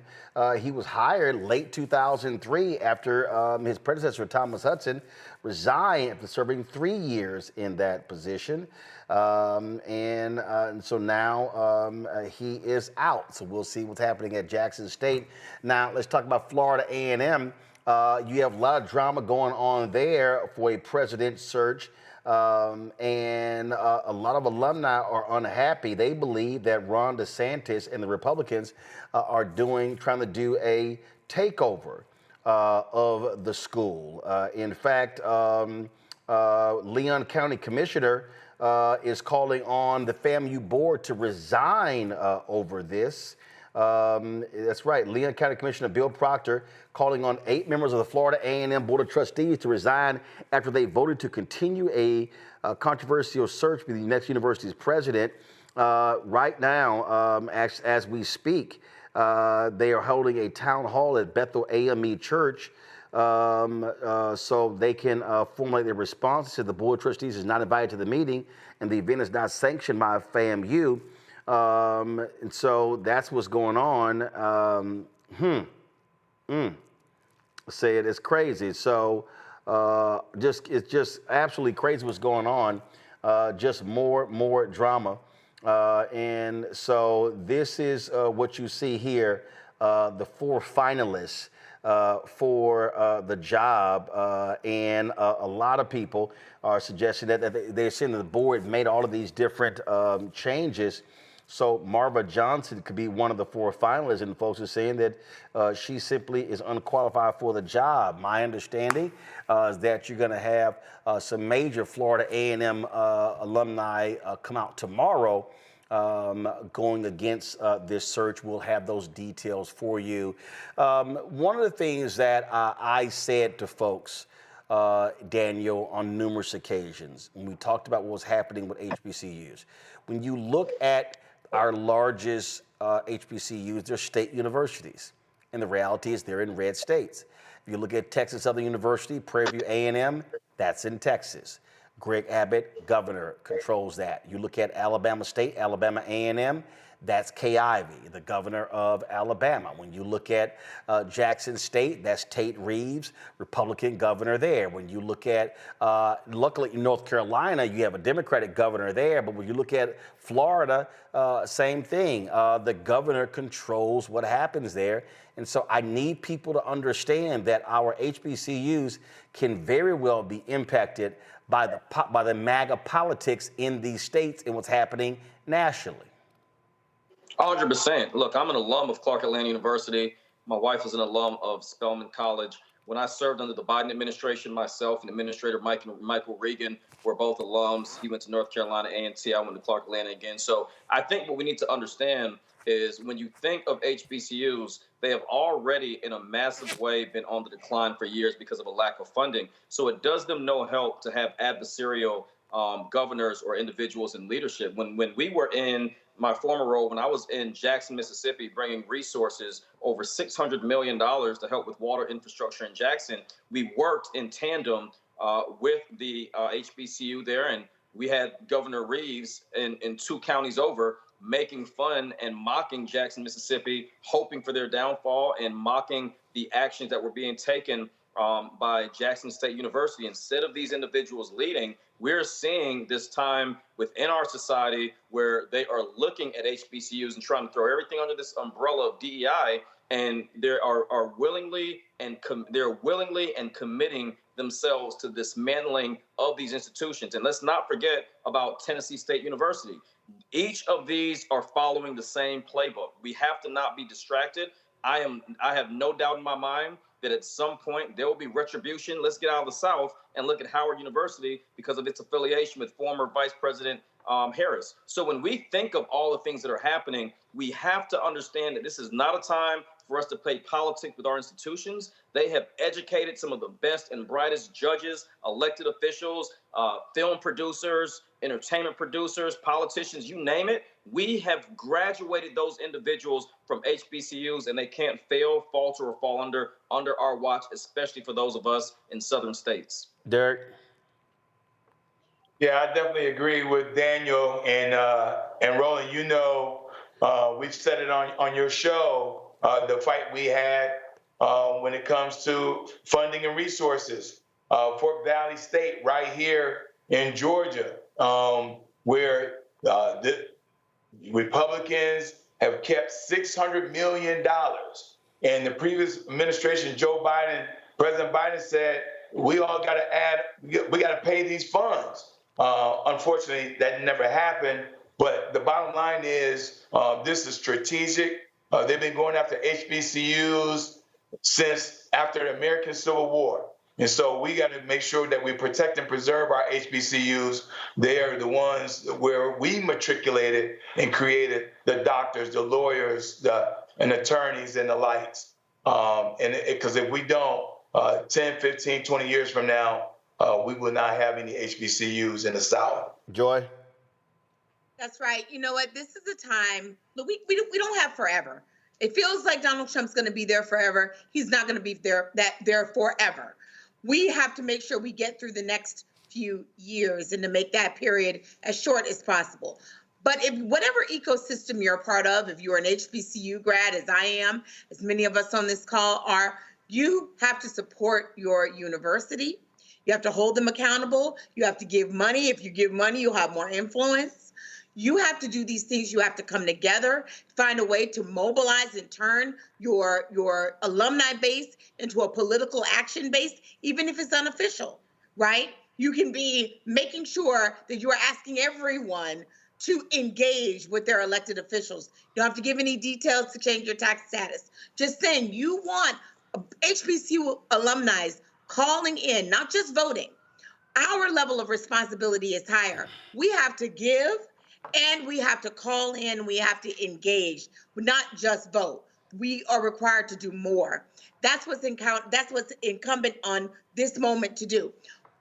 If you are leading an HBCU, I'm not going to tell you how to do your job. That's a tough job, especially if you're in a red state. But don't do anything in this short period that would make people not want to attend you in the future, not want to engage with you in the future because your reputation is tarnished. You're going to have to figure out ways perhaps to act in partnership, perhaps to work with some others to get some help to figure out how to navigate this particular moment. Survive, but do so in a way that leaves you respected on the other end, because there are other options. And those students will go to those other options. Who stands up against Trump? Who stands up against abuse in this moment will be transformative and important. And don't forget, a university is still a political figure and someone with influence over members of Congress. So don't leave, your influence on the table when it comes to reaching out to some of these Republican offices, letting them know that you are their constituent, your students who can vote are your constituents, and more importantly, your alumni are your constituents. Well, I think people need to understand that, again, what you have here is you have these universities, in these red states, you have, these governors that control the boards of trustees. And the bottom line is Florida A&M is a state university. Ron DeSantis is the governor, and people need to be very mindful of even black Republicans who might be on that board of trustees making decisions not in the best interest of Florida A&M, but in the interest of Ron DeSantis. So folks just need to be aware of that. So we're going to keep y'all abreast of what happens at Florida A&M. Going to a quick break. We come back. Our Tech Talk segment. right here, Roland Martin Unfiltered on the Black Star Network. Don't forget to support the work that we do. Join our Breeding Fuck fan club. If you want to contribute via Cash App, use the Stripe QR code. You see it right here on the screen, or go to blackstarnetwork.com. Also, send your checking money order. Make it out to Roland Martin Unfiltered. Send it to P.O. Box 57196, Washington, D.C. 20037-0196. PayPal is R Martin Unfiltered. Venmo is RM Unfiltered. Zelle. Roland at RolandSMartin.com. Roland at RolandMartinUnfiltered.com. We'll be right back. Now streaming on the Black Star Network. In France, me and Tony, and accidentally went to the Louvre, right? I had never been, and I saw a side door. And we got off the little bus. I said, come on, Tony, let's go to the Louvre. I mean, I'm just like, let's go to the Louvre, right? We're here. This black girl is at the door with this white guy, black African girl. And she says, oh my God, Vanessa Bell Calloway. And I'm like this, you know me? And come to find out we were at the wrong door. But she said, I'm gonna let you just go in here. But I was in Paris, France. And that shocked me. She knew my name, she knew me. She knew my movie. You know, so it's like, you just gotta, they say, build and they will come. Put it out there, people will find it, they will come.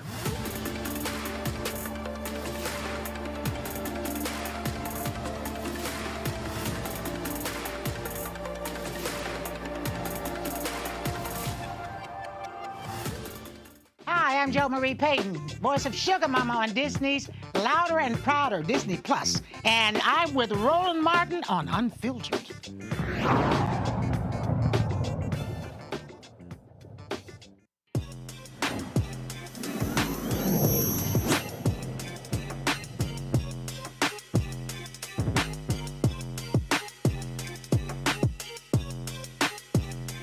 Folks, since the internet has blown up, stock images has been a billion-dollar business.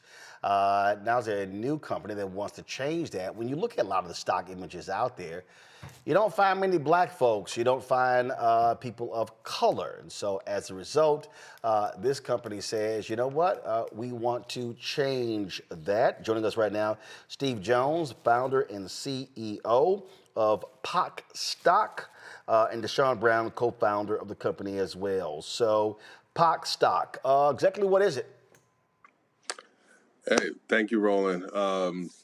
It's exactly what you just described. So we're a global stock photography platform centered around positive images of people of color. For many decades, a lot of the largest stock companies did not include people of color in their libraries as a top priority.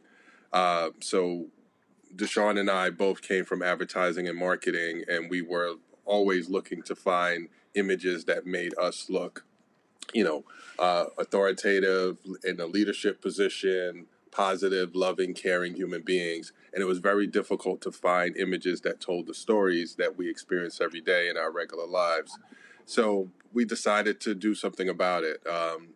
It's a global problem, so we decided to start a global company to address it because it's just not Black Americans here in the States. We do this work across 65 countries, and it plays out no matter where you go, where there are always people who are going to be underrepresented when it comes to imagery and media. And as you know, an image is worth 1,000 words, so they're very influential in terms of how people see us and how we see ourselves. So we wanted to make sure not only are the images featuring melanated people, we wanted to make sure that the images are stereotype free, and the images are truly positive, so we can help impact the next generation of people of color coming up so they can see themselves in a beautiful light. So what are we talking about here when we talk about images? Is it video? Is it just photos? And again, for people who don't understand stock, if y'all have some of the photos, y'all go ahead and roll them. What we're talking about is, and again, we do this all the time. If you look at when we even utilize AI for some of this as well, in terms of creating African Americans in different settings. And what people don't understand is people see these stock photos everywhere, in commercials, in ads. They see them on websites. They see them slide presentations. I mean, it's ubiquitous these days in media. Yeah, Absolutely. It's a 30-year-old industry, $4 billion a year industry, and stock images are everywhere. It's the images you see when you go to your ATM screen, when you go to your favorite website, the brochures you see in your doctor's office. It's everywhere. The difference between what we're doing is we're also making sure that there are people of color behind the lens capturing the images so that they can have an opportunity to monetize the usage and the licensing of those imagery. Everyone's engaged with a stock photo at some point. Whether you're interacting with your favorite brand or if you're a business owner and you're looking for those images for your website, it's a more economic way than hiring people to do a photo shoot. It always has been. But the main point is that you mentioned AI, and over the next year or so, AI is going to be responsible for about 80% of the images on the internet, but AI relies on data. So when you go back to all of those stock photography platforms that did not have enough images of people of color, that's what AI is learning from, right? So AI is learning that people of color are not necessarily the top priority, right? So if you type in CEO in an AI platform, you're not going to get someone that looks like me, you, or Deshaun, or so that's what we're also looking to solve. Gotcha. And first of all, so Deshaun, cost, but what is it? So who are you targeting to subscribe to this service? Most of our customers and clients represent global advertising agencies, brands, and corporations. That's where you see the biggest spend in terms of media. That's what you see in terms of the biggest influence in terms of marketing and advertising. And to Steve's point, I think the images represent the output. What we also represent is the voice within those marketing teams, within those creative rooms, within those production rooms, to make sure that not only do they have a platform to select the images, but they know which images are going to be culturally relevant and accurate to use for their marketing and advertising. Got it. What has been the response so far? Love it. I think what Steve and I think witness every day is someone saying, I wish I would have solved this 10 years ago, 20 years ago. So I don't think we've ever met a client or a customer or a studio who hasn't said, hey, I absolutely do not need this. Everyone needs images. Everyone needs to connect with their audiences in a culturally relevant and accurate way. So the response has been tremendous across the board. The response has also been tremendous with creators of color who now feel like they have an opportunity to capture images of people from their communities that look like them and have those images represented in billboards and social media ads and websites as well. So, Anthony, go to my iPad. So this, you have collections of color, and so you got different curated stuff. So, Dear Mama, May is for mothers, The Grass is Greener, Black Girls Rock, Black Don't Crack, Mommy and Me, Asian Lifestyle, Healthy Living. Then you got lifestyle, travel, young people, families, pet lovers, celebrities, men, LGBTQ, business, Hispanic, and others. What is the? So I'm on here. So you obviously people can sign up. And so they can become a contributor, supposed to become a model, all of that. But you also have an investment campaign going as well. And so you are. So you says. So here you raised $84,000 from investors. It says your first goal is hit. So what are you? What are you placing? What do you? How much are you trying to hit with this next round? So to date, we've raised about 1.7 million across several rounds. This particular round, we're looking to do 5 million. And we have access to high net worth individuals,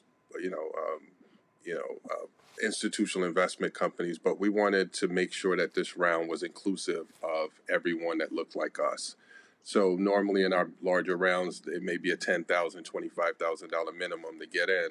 This one, we made sure that it was as low as $250. So anyone could go to wefunder.com/POC invest $250, and that gets you shares of stock in POC stock. We did not want this round to just be for the rich and the tech savvy, because we're now positioning ourselves to be a unique provider of AI data, and that's going to be a $7 trillion contributor to GDP over the next 10 years. And we want to make sure that people that look like us are not just consumers of AI, not consumers of these platforms, but also beneficiaries of it as it starts to generate wealth for other folks. Questions from the panel. Daniel, go. First of all, I want to say thank you to both of you brothers because my wife is a designer and I understand how hard it is to find stock images and photos.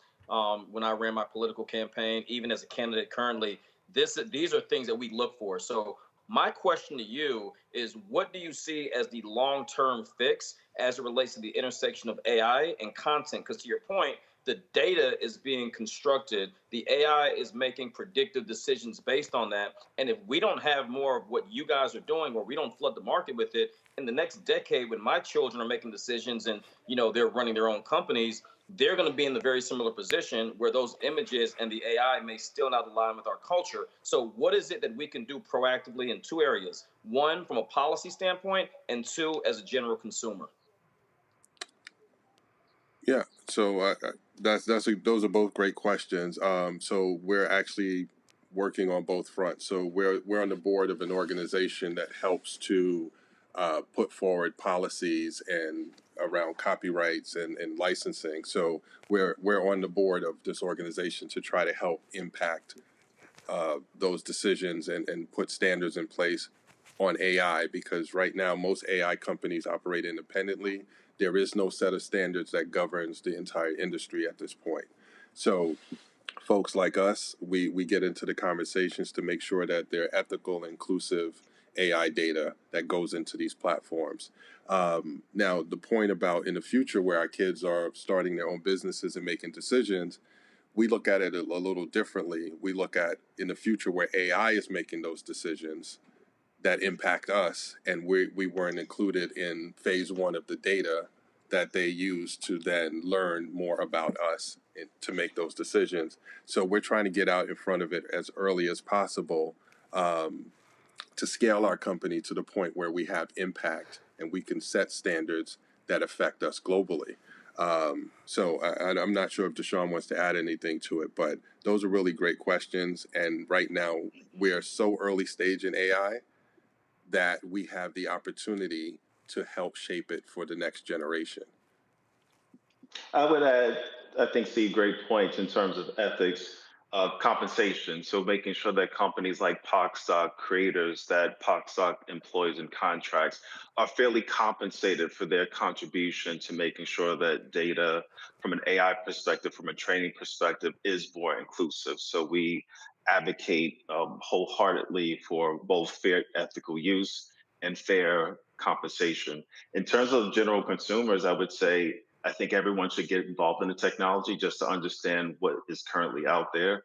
And you could work with companies like PocSoc, whether it's contributing content or being a model for content, to make sure that people like you, causes that may mean something to you, or communities where you come from, are represented in that data set. But general consumers, especially people of color, just have to get involved, because this is a rapidly developing technology that's just going to leave some folks behind, quite candidly. And PocSoc is a means to make sure that you are integrated into the future of AI and images. Joy? Well, first of all, I use Adobe Stock a lot, so I'm thrilled to see this and look forward to using your product and replacing my Adobe Stock account, because I'm gonna tell you what, the images are limited, especially when you get granular, right? I'm a plus size Black woman, so sometimes if I'm looking for a Black woman, whether working, whether in the field, whatever we're doing, I want to see plus size women who look like me, and it's often hard to find that. So I encourage you to think, it looks like you've already done it, but just to even think more dynamically in terms of what it means to be diverse. I love that. I love that you're talking about how much you're compensating. How are you getting with the groups of folks who will be using those images? All of our sororities, fraternities, churches, et cetera, they use stock images for their materials. Any sophisticated person, and not just people of color, but starting with us so that we can begin spreading the word. What is your marketing plan? Mr. Brown? Oh, I would say it's very much grassroots. We've got a community of about 300 creators, producers, and directors. And we essentially ask everyone to get into their local communities. POCSOC was always about community and being community driven and grassroots driven. So it's attending conferences, festivals. I think we're going to be at Cannes Lion in about 6 weeks or so, where we meet with a bunch of Black media companies and publishers and creators, where we really spread the word about, one, how to access POCSOC, two, how to get their affinity groups and local communities and local creator communities involved. Again, whether it's creating content, contributing content, or being represented in the content as model, or candidly just using the content for their campaigns. Derek. Well, since Daniel and Joy asked all the great questions, my question is real simple. How do I invest in your company? You go to WeFunder, WeFunder.com/POCStock, or you can go to WeFunder and search for POCStock in the search bar, and just create a WeFunder account. You can find POCStock and invest as little as $250 or as much as you can afford. And you can also find other startups as well. WeFunder is one of the largest crowdfunding platforms in the world. So they have about a million plus investors in their base. So that's why we chose WeFunder. It's a great platform. It's easy to use. And it's easy to invest in startup companies like POCStock, especially at our early stage. All right, gentlemen, we appreciate it. Thanks a bunch. Good luck. Thank you, sir. Thank you all. All right, let me thank Daniel, Joy, and Derek for being on today's show, joining the panel. I certainly appreciate y'all being on here. Folks, hold tight, because when we come back, we're going to have my one-on-one interview with Vanessa Bell Calloway. She has been in the acting business for a very long time, and now she's like, hey, let's focus on behind the scenes and not just in front of the camera. Don't forget to support the work that we do. Join our Bring the Funk fan club. You could contribute via Cash App. This is the QR code right here via Stripe. You can also use that code for credit card processing. Check a money order, P.O. Box 57196, Washington, D.C. 20037-0196. So you're checking money order to make it out to Roland Martin Unfiltered. Mail it to P.O. Box 57196, Washington, D.C. 20037-0196. PayPal, R. Martin Unfiltered.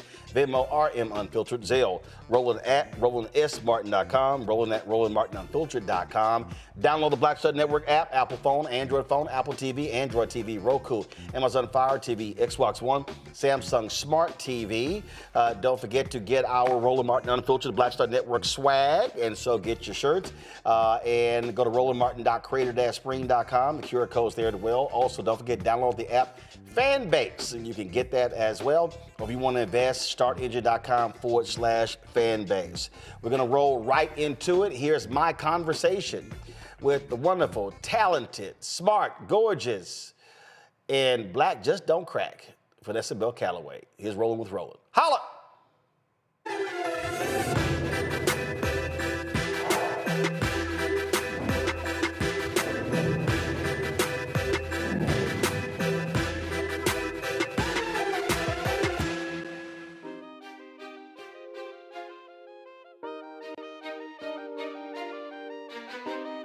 So, Vanessa, what's happening? Hey, Roland, what's up? First of all, you're looking good. Hanging in there. So, tell Tony good job.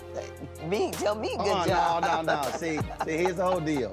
Whenever it's a brother looking good, they always give the woman credit. Of course. And I'm like, but when a woman looking good, she get the credit. Now, forget that. I'm giving him the credit. All right, let him have it. Are you gonna let him have it? Well, he does have a big part of it. That's what I'm saying. He keeps me happy. I'm saying. Every time I see Susan Taylor, I'm like, oh my God, Susan, you're looking so great. And I'm like, oh, Keffer don't get no shout out? But when they look at Keffer, like, oh, Susan. Oh, Keffer looks great. Oh, you take care of your man. I was like, nah, y'all got to give brother some love. So that's why every time I see Tony, I'm like, Tony, you handling your business. You looking good. You doing your job. He's doing good. He keeps me happy, so that's half the battle, right? Let me ask you this question. I'm trying to figure out, who is the biggest black mama in Hollywood? You or Jennifer Lewis? I swear. Well, of course, I'm going to say me. She going to say her. Well, but I'll say there's enough of us. Everybody got to have a mama. If you're lucky, your mama's still alive. And they got all these beautiful babies out here doing all these wonderful projects. And they need mamas. Jennifer can't be everybody's mama, neither can I. But I'm gonna try to take them as many. I got so many children. I'll go to a party. I'm like, son, daughter. Here's my daughter went to some event recently, and she saw one of my TV sons. She said, "Well, I guess we're related." I mean, think about it. I mean, I've seen so many films, and you somebody's mama. Yeah. I'm somebody's mama for real, so who better to play the part? I'm two somebody's mamas. See, I was get a kick out of that because again, there's some folks who, oh my goodness, what was it? Sherry Shepherd. I was talking to her. So it was a movie. I think it was the Brian Banks movie. And Sherry was like, "What? I gotta play somebody's mama?" I was like, "It's a role." Not only that, it's longevity.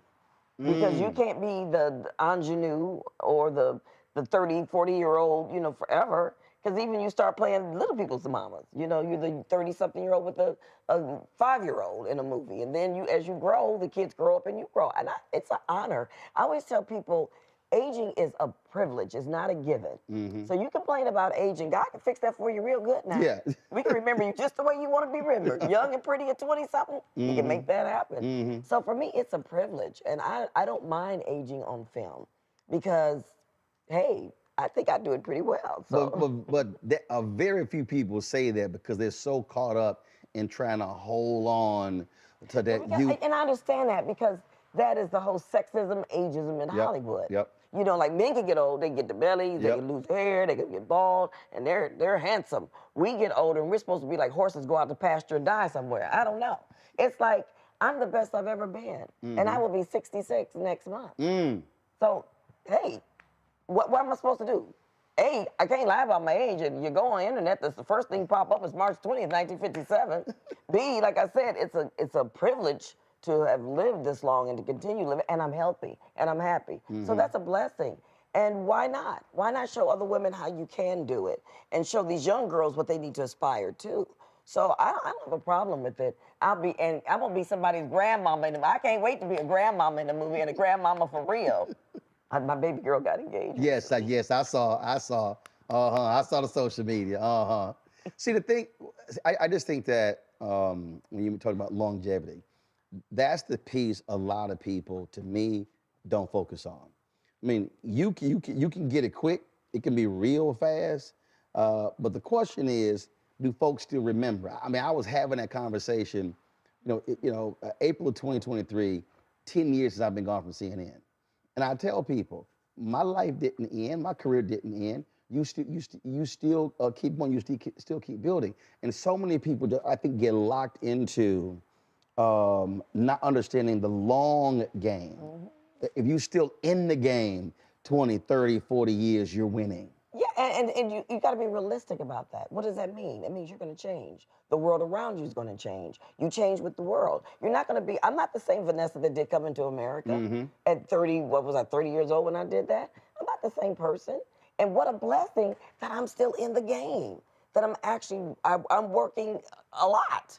Well, that's a blessing. So it's nothing to shy away from, to be embarrassed about, and to, I love being Hollywood mothers. I'm gonna be the grandmama, I'll be the auntie. I got so many kids. Auntie. I got kids at my phone number. They call me for advice. Right. I mentor so many young people. It's a blessing. I'm honored that people think that highly of me. It's funny you say that. I remember when Ava and Oprah were not happy. They were not happy with auntie. Well, folk were calling them auntie. They said, I'm not your auntie, stop. Right. and I had to laugh at that because so many people called me Unc. Right. And well, first, for long as only women and children could call me Uncle Roro. But then it was like so many dudes like, yo, like we can't call you Uncle Roro. I was like, well, y'all come. And I was like, okay, fine. I remember I was having this conversation with his young brother, and he said, no, Doc. He said, we watch you. He said, you like that crazy uncle everybody got in their family. And I tell folk that doesn't bother me. Yeah. It doesn't bother me because I know in our community it is a sign of respect. It's an endearment. It's a term of endearment. It's reverence. Yeah. And the bottom line is, you ain't 30. Yeah. So the deal is... I respect, I remember that when that came out, and I respect Oprah and Ava's position on not wanting to be called auntie. I get that, but it doesn't bother me either. And there's so many kids in this city And they walked to me and said, "You gonna be my auntie? You gonna be my auntie?" And some kids have actually wiggled their way into my life because they were so determined to get to know me, and they really went out their way. And like you said, it's a term of endearment in our community. That's like your play cousin, your play auntie. I had so many aunties growing up that my mother wasn't related to. My kids have so many aunties. Our family was huge. We had no room for play aunties. Well, my kids got play aunties. And when I say huge, like huge, my mom said it was 8 of them, 42 grandkids, I think 72 great and like 120 great. Oh, Lord. So we ain't had no room for play people. We ain't had no room for friends. No, wait, the whole town was your friend. We ain't had no room for friends. No, but the whole town was your family. Our whole church. Everybody in church was your cousin. No.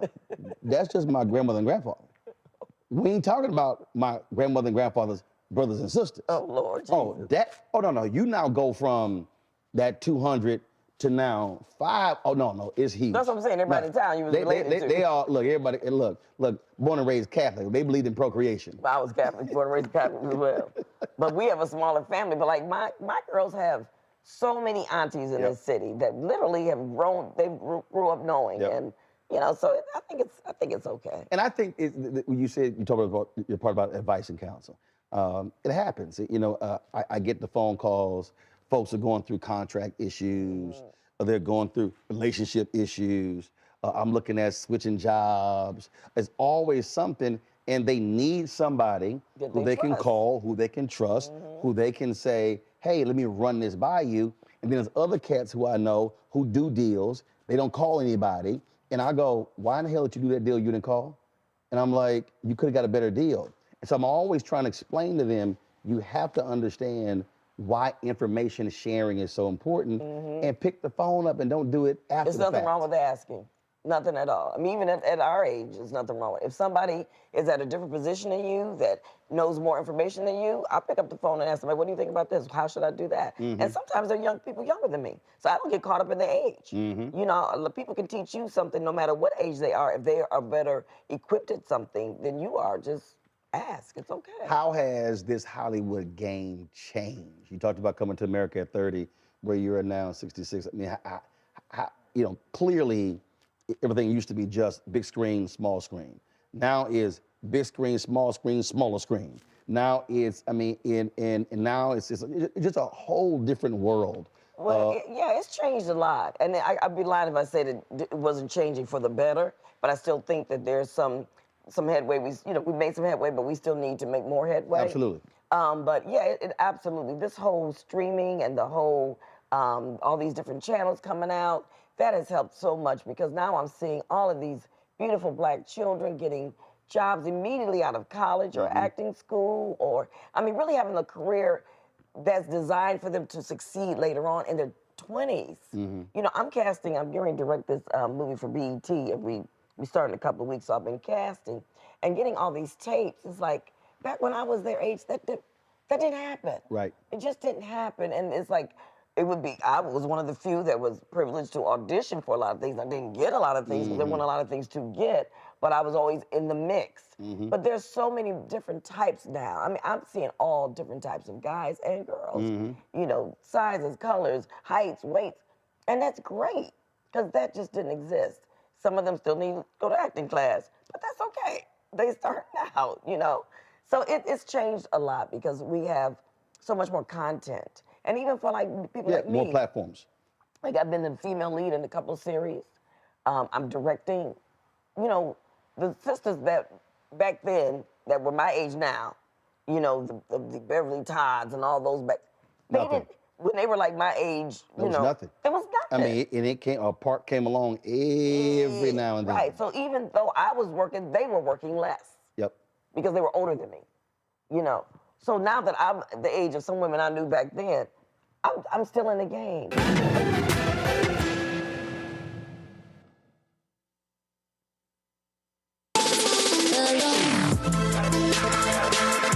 Hey y'all, welcome to The Other Side of Change, only on the Black Star Network and hosted by myself, Bria Baker, and my good sis, Jamira Burley. We are just two millennial women tackling everything at the intersection of politics, gender, and pop culture. And we don't just settle for commentary. This is about solution-driven dialogue to get us to the world as it could be and not just as it is. Watch us on the Black Star Network, so tune in to The Other Side of Change.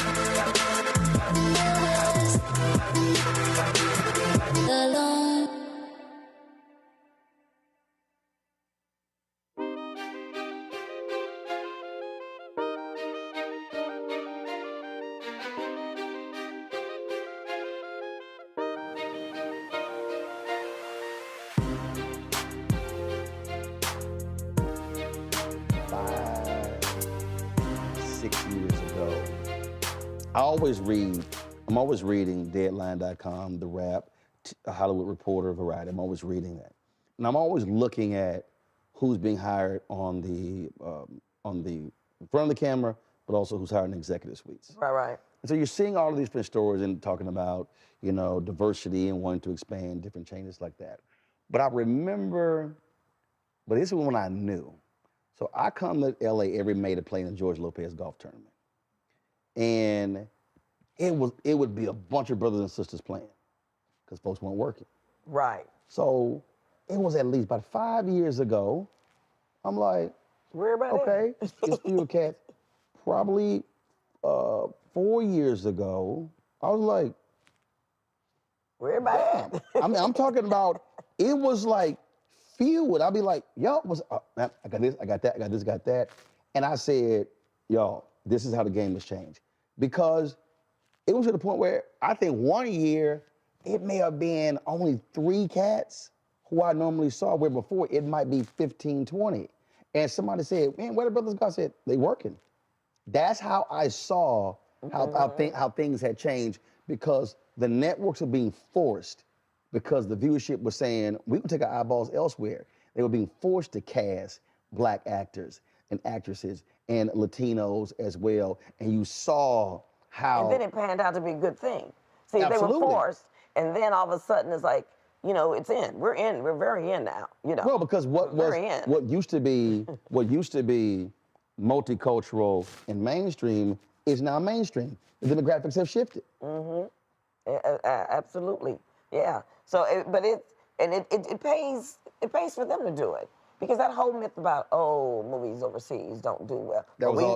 That theory was blown out the water. It was all BS. Well, actually, it was blown out of the water with Django. Right. I mean, it could have always been blown out of the water. But the reality is, they created a system in their mind. Oh, this doesn't work, which to me was always the dumbest thing in the world. When 2/3 of the world people of color, it was always the dumbest thing to me. I was kind of like, Well, also it was the audience they were going to. They were going to these specific audiences. Like you go to England, or you looking at Brits who maybe aren't into the Black culture. So you're going to particular audiences, and they go, yeah, but you're not really making it mainstream. So. And then I was talking to Michael Jai White, and he was telling me, like, all of his martial arts movies, crazy in Russia, Ukraine, Romania. And he was like, oh, I'm doing stuff ain't nobody here even seeing. He said, but it's major in those parts. When Wesley Snipes was doing movies, the people kind of like, oh, Wesley fell off the map. He was kind of like, no. Let me tell you something. This artist over here is killing it. I was in France, me and Tony, and accidentally went to the Louvre, right? I had never been, and I saw a side door. And we got off the little bus. I said, well, come on, Tony, let's go to the Louvre. I mean, I'm just like, let's go to the Louvre, right? We're here. This Black girl is at the door with this white guy, the Black African girl. And she says, oh my God, Vanessa Bell Calloway. And I'm like this, you know me? And come to find out we were at the wrong door. But she said, I'm gonna let you in, just go in here. But I was in Paris, France. Mm-hmm. And that shocked me. She knew my name, she knew me. She knew my movies. Mm-hmm. So it's like, you just gotta, they say, build and they will come. Put it out there, people will find it. They will come. But the crazy thing is, Black entertainers flourished in the 30s, 40s, and 50s in France, in England, in those places. Quincy Jones talked about playing there because he was not going to do the racism here. I remember years later, Kirk Whalum talked about the time he spent in France, Josephine Baker and others. Then you look at all of these British acts who just revered blues music, whether it was the Beatles and other groups. And so our culture was always exported. Again, but that's where white Hollywood. Charles Dutton used to when I had him on my Washington Watch show on TV1, we talking about Hollywood. He said, no, he's afraid. He said, so-called liberal Hollywood. No. He said, there are pockets of Hollywood that are That's liberal. true. He said, That's very true. He said, that is very true. That ain't Hollywood. That is very true. He said that there's rampant racism in Hollywood, and he said, and the system was always set up that way. He said, folks have better understand what the real deal is, and that was the piece. And for so many years, decades, it was just a caste system of freezing us out of the process. No, that is very true. That is, you look around, politics are interesting, and that's why I always stay away from politics when I go to work. I try to stay away from those conversations because you never know who's on what side of the coin. Because the folks you think are with you, they're not necessarily with you. And just because somebody may cut a check to the UNCF, don't mean they with you. Right, and you don't know where they're getting their money from. So, very true. It is, we talked about, the streaming piece, but also what I think what that has done, because you mentioned directing, it is now allowed brothers and sisters to now stretch more. Absolutely. Not just act, but there are others who are producing, who are writing. When I interviewed Sally Richardson Whitfield, I mean, she's now one of the top directors. She sure and is. she was like, I helped her do one of her shorts to get into the, to help her along her directing path. So I remember when she started. Yeah, absolutely. Yeah, she said, when I interviewed her, she said that she kept giving Ava so many directions and tips when they did I Will Follow. Ava was like, you a director, you don't even know it. And she said it was she had never thought about it. It was like, me, a director? And look at her now. But that's when you have the expanded platforms and the opportunities that then says, oh, we're gonna give you a shot to actually shoot this. That to me is why I think is so important I tell people all the time, the internet has completely opened the floodgates, and now the same folk don't control the gate. And also, it makes sense. If what Sally came to realization about is something I came to realization about too. When you've been behind the camera for so long, in front of the camera for so long, the natural progression is to go behind. You know more than you think you know. That's if you paid attention. Well, if you paid attention, and if you want to, because not everybody that acts want to direct. Precisely. Trust me. And the days, because I'm still very much an actress. I haven't given up my career just to direct. I do love directing, but there are days when I'm an actress, I'm like this. Bye. Y'all got this. I got one scene. I'm out of here. Good luck, everybody. Because that is not. Have a great rest of the day. That is not the role of the director. That is not the role of the director. So because I understand both roles and also produce, so because I understand all the entities, depending on what I'm doing at the time, I know what hat I have to wear, and I appreciate the little spaces I get. When I'm just an actress, I'm like, no, I am not going to try to run nobody's set. I'm going to come here, do my scene, and I'm going home. I'm going to let them have this. But then when I'm a director, I run my set. Right. So, but it's a natural progression, that you should do that if that's something that you're interested in, because you know more than you think you know. And then once you learn what you need to know and you put it together, it's just winning combination. I do love directing. I love directing the movies, like the TV movies. So those, and I like episodic too, but I really like doing the movies because you start from beginning to end. You help shape the story. You help with the rewrites. You help pick the cast. You just, the rehearsals, the whole shooting it, to tell that whole story, and it's over in 2 hours. I like that process a lot. So when young folks are coming up to you, do you make clear to them that there's a world in Hollywood or in television that it goes beyond in front of the camera? For me, as a journalist, students come up, I want to do what you do. I want to be an anchor. And I will go, okay, but you gonna skip being a reporter?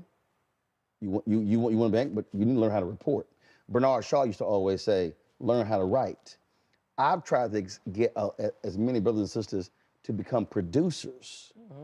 And I had a young sister worked on our show who absolutely her skill set, producer. But she definitely wanted to be in front of the camera. And her calling is she could be a showrunner today. She could be an executive producer today, making far more money than what she's making in front of the camera. And she goes, well, what about you? I said, hold on, let me be clear with you. I said, I'm the host, managing editor. If I was only the host, this was the TV once. If I was only the host, I don't want the job. I said, it's the editorial power. Because I went to communications high school, so I always was taught the power is the person's behind the camera.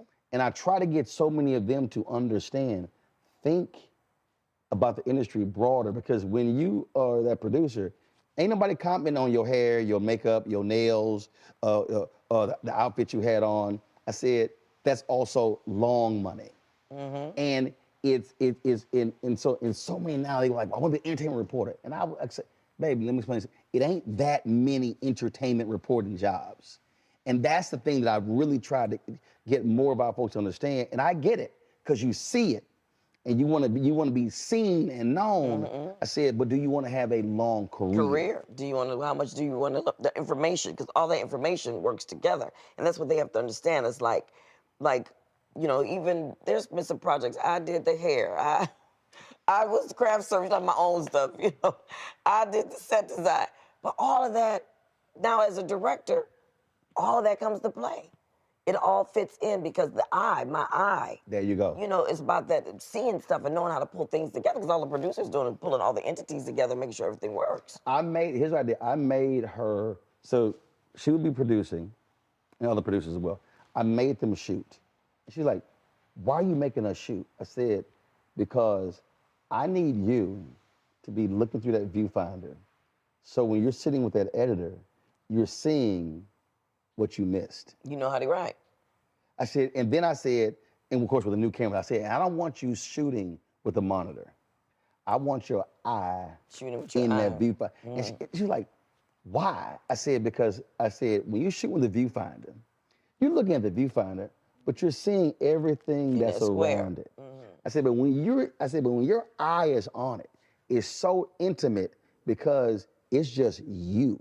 It's just, I said, you gotta train that eye. I said, you're shooting that subject, so you're seeing, okay, what's that over her right shoulder? What's that over her left shoulder? What's that thing peeking out?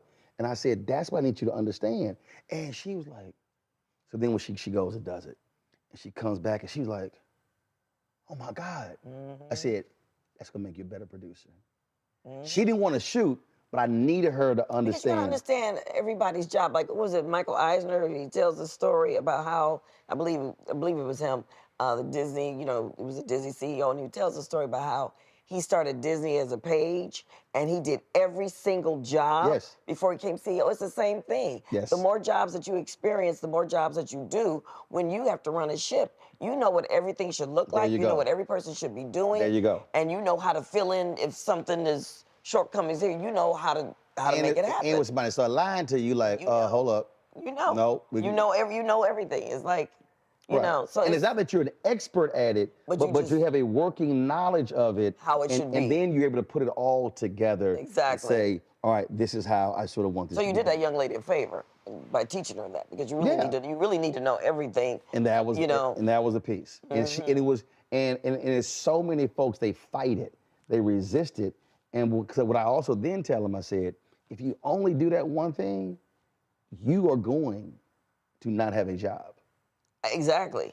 I said, because what's happening, because here's the piece that people— Because you're not valuable, because everybody can just take that over. It's like, you need to be more valuable to any company, how many things you can do. And also, it's your Rolodex. Like what I found, like we were scouting and doing all this stuff, and because I have the pleasure finally to shoot a movie here in town and not go out of town, my Rolodex is crazy. There you go. I was able to get so many favors and this, that, and other, just based on relationships. There you go. You know, so these kids need to understand, yeah, you could produce at this studio for a while, or you could be over here doing another job. And it may seem like it's taking forever, but then you get to a point where all of these entities you've been a part of, you've touched, you know, and you can pick up the phone and call people in different parts of the city, or different job requires, whatever you need, and just start talking and making stuff happening. I interviewed Issa Rae, and it was hilarious. So this clip goes viral like once every 6 months. Mm-hmm. Like ever since we'll text each other, she was like, I love it. She's like, I love that this thing goes viral at least once 6 months or once a year. And it's a part where she says, I didn't sit around waiting and hoping that I would meet Tyler or meet Ava or meet Oprah. When they were doing those episodes on YouTube, she said, all of us had no work. So my friends were lighting, cinematographer, director, producer. She said, so hell, we all worked on the same, all of our projects together. She said, we used the talent that was just sitting right there. She said, and we got it done. Yeah. We didn't sit around waiting. I always tell kids that too, network across. Don't think you always got to network. Yeah, network up is great. If you're in that room and you can meet Steven Spielberg and whoever, that's called being vertical and horizontal. Rolling and me, whatever. That's great. But when, like she said, when you know you've been in school, I call it the freshman class. It's your freshman class. You know the guy who writes. You know the guy who wants to be a DP. You know the camera guy. You know the girl who wants to produce or the guy who wants to produce. The person who wants to be. You know those people. And she was right. And I was huge fans of that awkward black girl. Me and my daughter Allie watched that. Mm-hmm. Matter of fact, when I first met her, I scared her to death. We were at Essence Women's, the luncheon that they had. Uh-huh. And I turned around. I said, "Oh!" And she did like this. I said, "Oh my God, I love you so much." I'm just. She's like this, like. I mean, nobody knew her then, right? Right. And I took a picture, or either I called my daughter and said, "Look, I got Issa Rae," you know, and I told her what a big fans we were of the show. And years later, she thanked me for that on stage, and she hooked me up with my web series and introduced me to somebody who helped me with my web series. Right. And now my daughter, Ashley, works with Color Creative, works for a company. So See, that's sister, I love that sister. Well, it was always funny because I sent her, I forgot what it was. It was when Insecure had the final episode.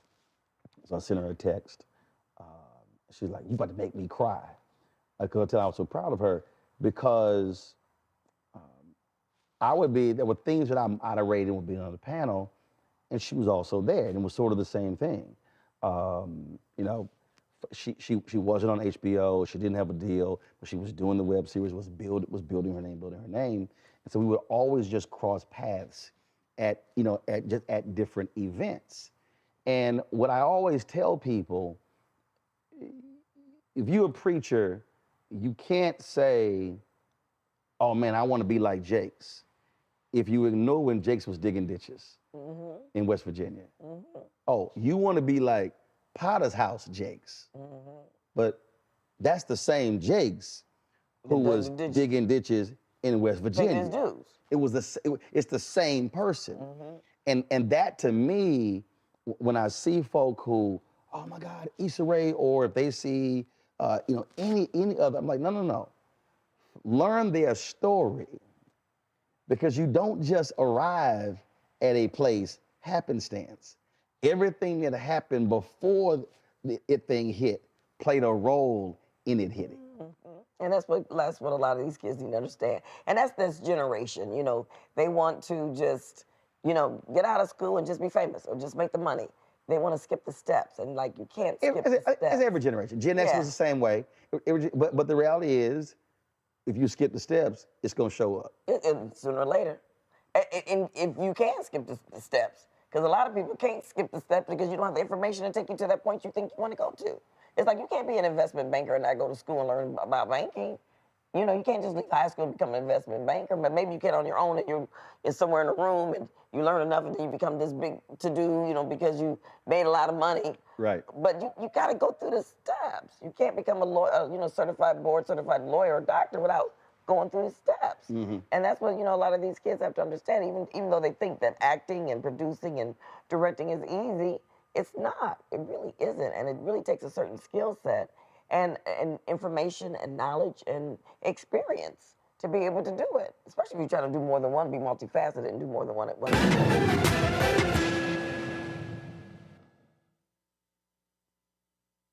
Hello, I'm Isaac Hayes III, founder and CEO of Fanbase. And right now we're accepting investors in our $17 million round to revolutionize the future of social media. Today, for just $399, you can own 60 shares of stock in Fanbase at $665 a share. Go to startengine.com/fanbase and invest today. While the big platforms have grown too massive and disconnected from their users, Fanbase is building a platform where creators and users truly come first. We've already raised $4.8 million from everyday investors who believe in this vision, and now you can join them. This is your chance to invest in a social media tech company with over 1 million users that is disrupting media by allowing anyone to reach all of their following and monetize their content from day one. The market is changing, big platforms are failing to serve their users, and Fanbase is stepping up to fill the gap. Don't wait until it's too late. Invest now. Invest for yourself and your future. Go to startengine.com/fanbase and own the future of social media.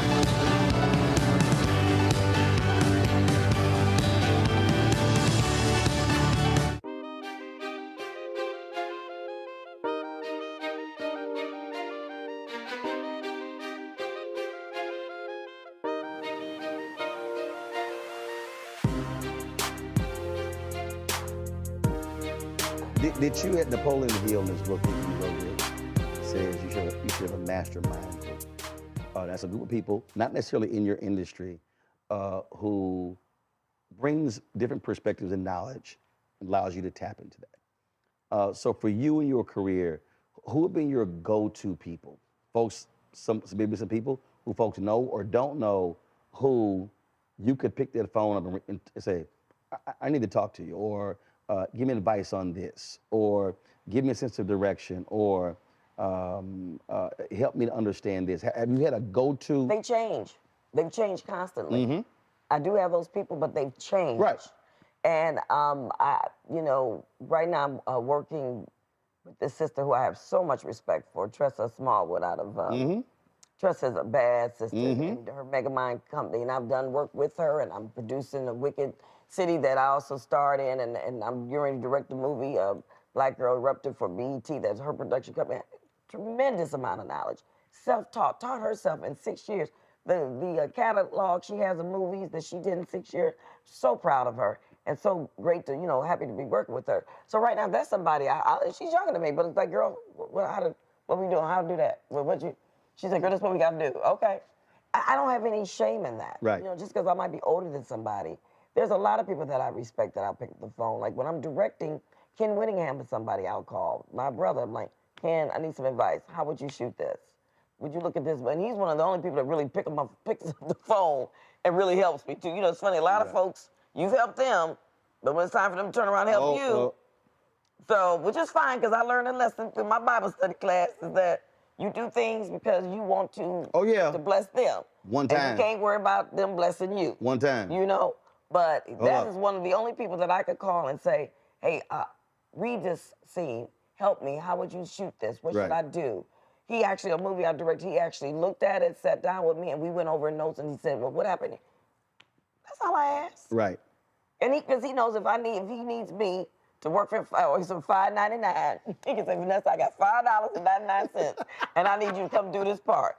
Unless I am on the other side of the world, can't make it, he knows I'll do it. Right. So there's a lot of different people I go to, and I just think, how great is it that we have these people that we can go to, that people are working and recreating themselves, and just the knowledge and teaching themselves and just redefining who they are and what they do. So, yeah, I'm pretty lucky. See, when I say that one time, I've helped a lot of folk, and it's kind of like, oh, you forgot my name? Yeah, then I go, yeah. All right. But you know what? Like I said, I learned you do this. You want to see them succeed. No, you do. Here's my whole deal. You do someone a favor. You help them out. But I remember how you acted. I don't forget. Like if you all of a sudden start flaking, I go, okay. So when you try to call that second time, it ain't like I forgot what you just did. Right. That's my deal. Like it's like. As I tell him, I said at a past, he said, I might be saved, but I ain't blind. Right. Right. Because some folk will play that game where they see it as a one-way street, as opposed to, hey, who actually had my back? I remember. So I had written a column, or I gave an interview, and it was all this drama with the King children. Not the King, of course, got King's children. And it was the 50th anniversary of the Million Man March. Excuse me, 50th anniversary of the March on Washington. And MLK III, he saw me, he was like, man, if y'all could just walk a day in our shoes. He said that. So then when I saw Bernice, and she was like, brother, I still love you, but y'all don't understand, the stuff y'all say. I said, Bernice, let me explain something. You said, so you see all these people here?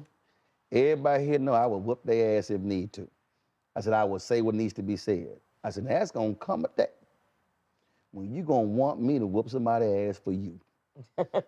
There's gonna come a day. I said, trust me. This was a Saturday, Vanessa. Sharpton had, it was two events. Sharpton had a march on Saturday, and then it was the official one on Monday that Obama spoke at. This is Saturday we had the conversation. Monday, her brothers filed a lawsuit against her to get her fired from the King's Center. Oh, I it was remember like remember the conversation we had? You gonna need somebody to whoop somebody's ass for you? I said, it came sooner than you thought, huh, Bernice? And it was, so she just sort of started laughing. But it was just one of those things that when you talk about doing somebody a favor, she thought, oh man, you being too hard on us. I was like, no, it's gonna come a day you gonna want me on your side to smack somebody for you. She didn't realize it came 3 days later when I had to publicly smack her brothers for the lawsuit. But I tell folk just all the time, when somebody does something for you, I tell them it is important for you to remember. Yes. And for you to also pay it forward because you didn't get there because of you. And it doesn't, and when I say that, I mean, it's not like they're gonna come back and give me something. Right. Because what I realized too is like, by me blessing somebody with a favor, be it my presence or something I have or some knowledge, whatever, I get blessed because of the things that come to me in other directions. So that's fine. But like you said, it's just along the way. If you ever seen something that you could bless me with because I really blessed you, and I'm not talking about little favors. I'm talking about some of the bigger favors. Absolutely. I'm not talking about the little bitty stuff. Then, like you said, just don't forget because we all need a little blessing every now and again. Absolutely. I mean, but that is. Look, I just believe that when you are in a position where you can help someone else who's helped you, yeah, absolutely. It was a sister who's an actress, and I said, I had done these interviews for my show, let's do it. She was like, me? I said, yeah. I was like, why not? And she said, well, I got several things I'm working on. I said, fine. Let me know when those things happen. We'll have you on the show. That ain't killing me. Right. That's easy for you to do. It's easy, but it's not like, oh my God, no, I can't. I'm like, no. I was like, not a problem. Let me know, and sure, can have you on the show. We can send something out. We can promote it. I've done that where someone will, hey Roland, can you post this here? Sure, no problem. Then you had those folk who asked you 7-8 times, can you post it? I'm like, look. And then ain't never asked, hey, can I help you? Ronaldo Glover was a frat brother of mine, met him in Chicago. Did not know him long, he died of pancreatic cancer when I ran Chicago Defender. And this is what he would always say. He would always say, no, how can I be of assistance? Oh. He would always, he told me that when the mayor, he was the chairman of the City College of Chicago, chair of the board. He was being replaced by the mayor. He goes to the meeting knowing he's getting fired. Right. He's getting replaced. And said the same thing. How can I be of assistance? And the mayor was sort of like, but that was Ray's deal. His whole deal was, how can I be of assistance? If he said, Roland, if you ever go to China, you let me know if you got any issues. I got significant relationships in China. It was just, I was like, oh, okay. But I know people like that, and I'm gonna say, in all fairness, I gotta say, some of the biggest blessings I've had were with people that I did favors for. When I talk about getting $5.99, that's always my joke. And they literally turned around to, well, saints and sinners. Swirl, down at Eric, and I did stuff for them for $2.99 in the corner in the back in North Carolina, standing in that corner with five monologues, had to ride the horse and the donkey back to LA type of job. Right. But because I believed in the brothers. That's right. And then when the time came for Boom. centers, it was like, it wasn't even a, you want it, it's yours. And the same thing with Black Hamptons, with Tridestin, with Indy and Trey. Same thing. I done done stuff for them and Carl Weber running up and down the street, changing in the bathroom, whatever it needed. I say, y'all got it. Y'all family, believe you. See, but that's where I tell folks, one, you don't know where they're going. Right. You just believe it. And that's if interesting. you believe like in I believe in Tressa, just always believed in her. And there's just certain people you meet, and it's like to be a part of their world. You connect. You meet, you connect, and it's like it's God talking to you. He's like, you know what? It's not about the money. That's right. It's not about the money. It's about the relationship. It's about the relationship, and because when they grew, I grew. That's what I'm saying. That's it. They allowed me to grow with them in ways that other people weren't giving me the opportunities. With Swirl, that's when I started directing. And that's when I became the number one on the call sheet with Black. First, for me it was first time being a Black female lead. Yep. Same thing with Black Hamptons, being a Black female lead, and just all the stuff that comes with it. So it's like I gave to them, they give back to me. Right. So I gotta clear that up because I don't want it to seem like nobody's ever, No, respect. absolutely. But there are, some people who I'm like this. Oh no, it's called you gonna get the side eye. It's like you gonna get you gonna get the side eye. Oh, absolutely. I just that's just something that I do think people have to really understand. You can't look at a person or an opportunity today and only measure it. Nah, man, I ain't doing that. I ain't doing that. No, you cannot. You'll miss out on so many blessings. Oh my God. And if I tell any of these young people, it's like, and especially listen to your soul. Your spirit will tell you when you're aligned with the right people. Yep. Your spirit will tell you that. And I always say, if I only did jobs for money, I would have no resume. I would have no resume because and then when I get with the big studios, I'm like, okay, I'm gonna make y'all pay me, but I couldn't get from Homeboy over here. Yes. Y'all got to give me a little extra because the job I did before, they didn't have no money. But how wonderful is it when you go to work and you have such a great time, you love being with the people, but more importantly, I love it when I go and I'm appreciated. And I go on set, I'm directing or producing or both or as the actress, and everybody, now they gave me $5.99 and that's the best they had. But they appreciate me being there, they value me, and that's what I love. But you also know they ain't trying to play you. Ain't right. Because there's some folk will try to trying to play you. But I know them. Listen, all I got is $5.99. You like, your ass got $10.99. You got $10.99. Like, don't ain't like you just trying to play me. Right. But I think you said it best when you said your spirit picks up on it. Because there are people who I come in contact with. It's like, no, I'm good. I ain't trying to. No, I ain't trying to be around you. And it's and the folks kind of like, oh, you like? No, I'm just. Because if you always. You feel it. I always tell my girls that it's like it's just that little voice inside of you. You can call it God, you can call it just whatever you want to call it, But if my head cocks to the side, or if for 1 minute I think, Vanessa, no, that's the world. That's God telling me, don't do it. Always know. Always know that little voice is the first thing to guide you, and it's telling you the truth. It's telling you to lead a party. Mine ain't no little voice. Hell no. Yours is screaming from mine be hollering like, leave. This is turn around and run. I ain't lying. This happened. This is when I say this. I'm in Atlanta.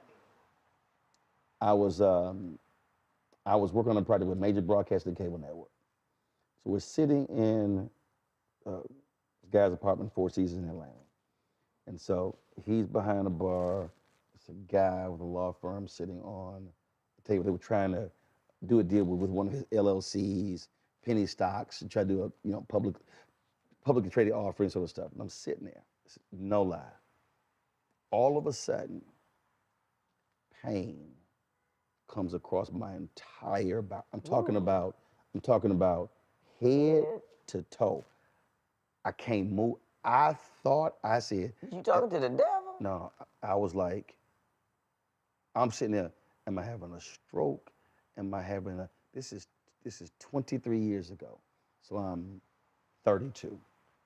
I can't move. I'm talking about I can't move. And this is what I hear. I need you to leave. I need you to leave. You just heard in your. No, this is, I need you to leave. And I'm like, so I try to get up. my entire body is racked with, I'm like pain, like I could barely move. I get up, guys, I gotta go. I'm talking about, I'm moving, like, this is how I'm moving to the door. I can barely walk. This is how I walk down the hallway to the elevator, go downstairs, get a valet my slip to drive back to my hotel. I'm in pain, I'm behind the wheel, I'm in pain. It's continuing. I get to the hotel, walk into my hotel, open your Bible. Now, mind you, again, I'm born and raised Catholic. We don't even know how many books in the Bible. They don't teach you none of that. Right, right. Straight up, open. This is not bookmarked. This ain't not. Open straight to Psalm 1:1. The godly do not walk in the counsel of the wicked. Then I hear, I could not have you in that room with what was going down. Okay, cool. Pain goes away. Ain't that something? I believe it. What? Next day we at lunch. 4 of us, we sitting there, Chinese restaurant, we talking. One of the sisters mentions the name of the brother who's and the pain came back. Oh, the pain came back. Then the exact pain. Then I hear, I need you to go to him to say the following. And until you do, the pain will not leave. But girl, I got in that car, I called him once they say, because I was leaving the next day to go to New Orleans for a uni journalist of color mentoring deal. I was not trying to be in pain in New Orleans. Vanessa, I called him. What time are you gonna be at your place? Made my way to his place, told him what God told me to tell him, and left. I never had that pain again. Had that pain again. But I'm talking about, when I say pain, literally, it was like my entire body locked up, and I swore I was having a stroke. You were saved from whatever that experience would have been. You could not be in that room. So there are people who I have, and my grandfather had multiple spiritual gifts. There are people who I have come into contact with where there were deals, and I said, absolutely not. Because the spirit wasn't right. You felt the energy. Oh, absolutely. And you listened. Absolutely. Mm-hmm. It's kind of like. I believe that. Totally believe that. You know, you just do. You know. And the bad part when you don't listen to it. I tell people, you can ignore it.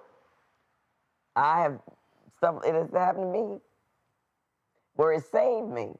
Where something said, Vanessa, don't do that. Don't do it. And I didn't do it. And several days later, it's like, thank God I didn't do it. And the voice told me not to do it. And had I not listened to the voice, this is the situation I would have been in. It's happened to me several times. So I totally believe in that. And I tell my girls all the time, if it walk like a duck, if it sound like a duck, if it look like a duck, it's a duck. And listen to that voice because it will tell you. Or it's a thief, it's a hood. Turn around and get the hell out. Yeah, and it is always amazing to me when I talk to people who made the other choice. And they go, man, what was I thinking? What was because they were told, they knew they were going against it. Yeah. You know, and there's signs too. There's just so many signs to me when you know that it's right. Like, I'm gonna just give you this quick example. This is why I know, like, my daughter's getting married, right? And 2 weeks ago, today, he did the proposal. Now, they've been together for 8 years, cute little couple. It was cold and everything. That Thursday and Friday was warm. That Friday, it was a beautiful day. I mean, the way he did the proposal, the next day the weather plummeted and it's been horrible ever since. Could you imagine that was like 2 weeks ago today? Right. It's like right now was this Friday? You know, so I said, little signs like that mean something to me. I'm like, that's when you know it's right. When little things happen that just make everything so much easier and it just fits without being forced. And see see when you make the wrong decision, your career can be altered. Your life can be altered. I mean, I was speaking at, I think it was at Bethune-Cookman I was speaking. It was a brother, and this dude was headed for major Division 1A scholarships, and He was walking to his girlfriend's house, and it was only three blocks or so. And his cats rolled up. So, man, we'll give you a ride over there. And he said don't get in that car. And he did. Don't get in that car. Don't get in that car. It was tip, don't get in that car. And he said it was 3 blocks. And he got in that car, and they got pulled over. That led him to go to prison. He didn't know what they were carrying in that car. He said, I was headed. He said, I was headed to the pros. I was headed to main scholarship. He said, and the voice told him not to get in that car. He said, you got to trust that. He said that. it was 3 blocks. He said, I could walk 3 blocks. He said, but I was like, man, okay, fine, I'll do the ride. And he said, completely altered his But that's life. also a lesson in letting people pressure you or talk you out of what you need to do. See, the pressure too is like, no, like you said, like you told the guy, you knew, let me get up and walk. Now that other voice could have said, be quiet, it's gonna be fine. Right. I gotta make this money. This deal's gonna go through. Right. Sit here, it's gonna all work out. And you don't know what could have happened. Oh, yeah. You know? So that you gotta know that too. It's like, don't be pressured. If you believe in yourself and you believe in the road you've chosen and you believe in your project or whatever it is you're doing, and you know, hands down, you are doing the right thing at the right time, you gotta stick to that and see it out. Even if there's a bump or even if there's, it may like get a little weary, like, am I doing the right thing? But then you say, no, you're doing the right thing, it's just a little bump. You gotta believe that and you gotta keep going because people will try to take you off your course. See, that young man, unfortunately, he let those people take him off his course when he knew they should not be doing that. And we all face that. And, we got to tell all these kids, today, especially all this stuff going on, just stay the course. The rainbow or whatever you want to call it, it's going to be over there. But you got to stay the course and do the work. And then it will come to fruition. Oh, no, that's the key.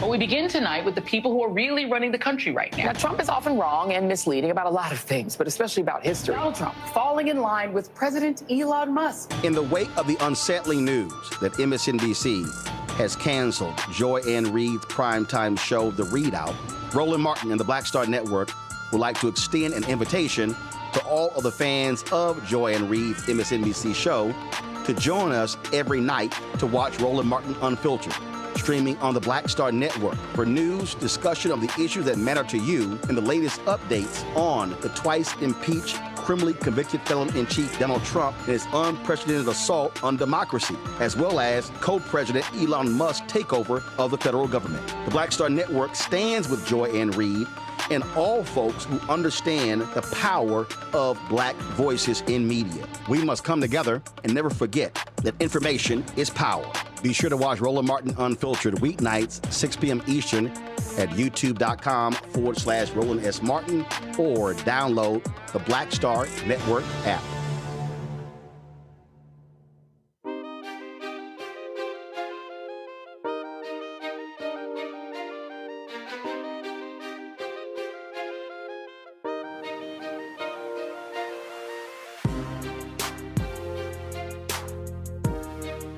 Work with a lot of folks. Who have you worked with that you learned the most from? Well, that's a very good question.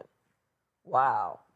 Just being in their presence, watching them, seeing how they move and flow. That's a very and good question. I wish I had somebody on the tip of my tongue right now. Wow. Trying to think recently. I think that the thing I've learned mostly is not the actors, because I'm in a different mindset.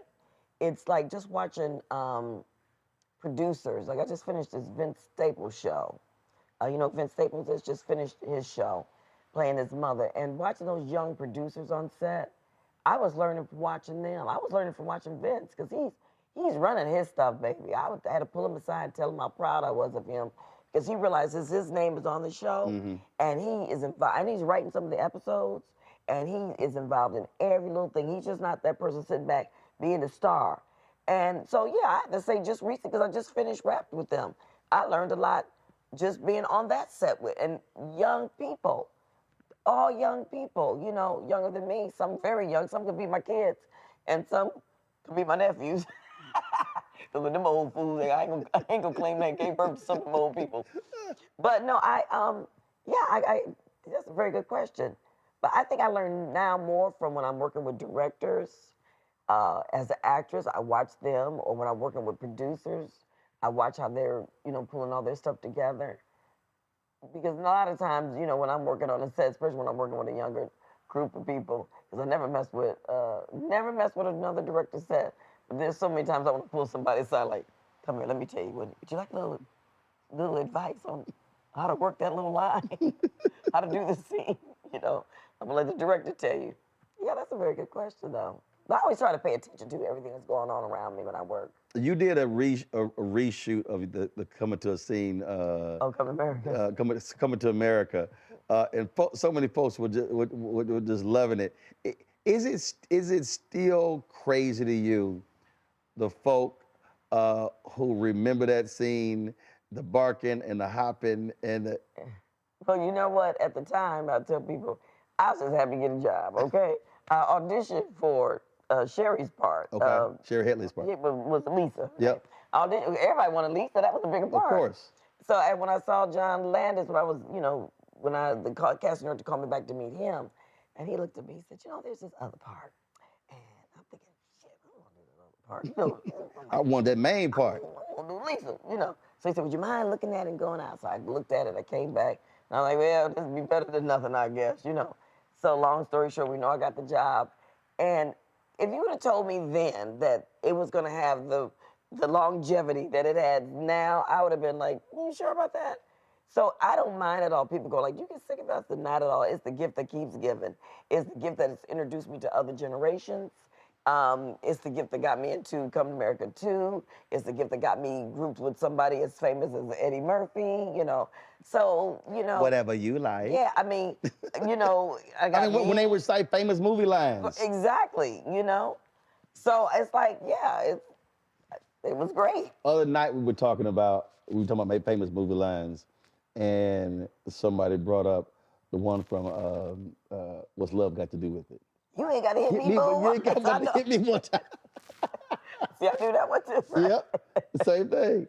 Yeah, and we did a lot of improvising on that. Really? We did, and I can't remember if that was written or if that was, or if I did it, but I remember that Lawrence accidentally hit me. We missed the connection. He's a gentleman and a scholar, so he was mortified, but he actually connected, and it was this side of my face, so I'll never forget. It was like, I was like, oh. Other side was like, oh my God, he hit me. And this is how sick actors are. Like, the other voice said, this is gonna be great, Vanessa, keep going. You like, so my head's spinning. You like, shit, that hurt. You know how you had the cartoon with the little birds, some little birds on top of my head. I'm like, keep going. So I roll over and I get up. I was really cussing them out. You like, that wasn't acting going on. That's the one they used. Of course, everybody was like this until they said cut. They were happy I didn't stop. Right. But they were like, because everybody could hear it. That's how. Wow. He slapped it. He slapped big old hand of man. Right. And you know how you do this, right? Right. And we missed the connection, so it was like, pow, I was like, oh. But I kept going. And I'm glad I did. Dang. I was tough. I was younger. I had to be tough. It's like, nothing's going to stop me from actually doing my scene. But that damn slap hurt. Shit, I probably would he hit me now, I probably would stop.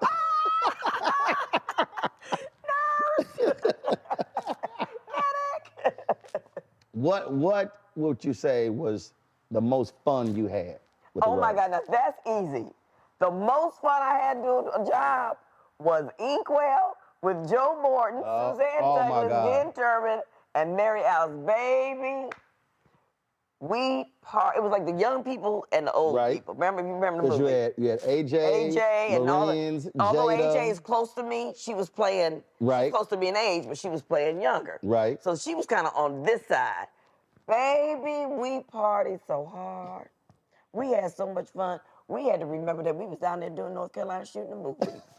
And then one night we had been partying, smoking, and drinking and stuff. And we started talking about our scenes, and we realized some people was doing the comedy and some people was doing the drama. We were like, I thought this was a comedy. Like, I thought it was a drama. Oh, we had so much fun. God rest my girl Suzanne Douglas, God rest her, but baby, and Mary Alice, God rest her too. We partied our butts off. That is some of the most fun I've ever had shooting a movie. So that's easy. That's an easy one for me to remember. Oh yeah, that was one. It doesn't get talked about a lot, but so many people. It gave first of all, it gave a slice of Black American people. Most people don't have any understanding about. Right. So I thought that was also it.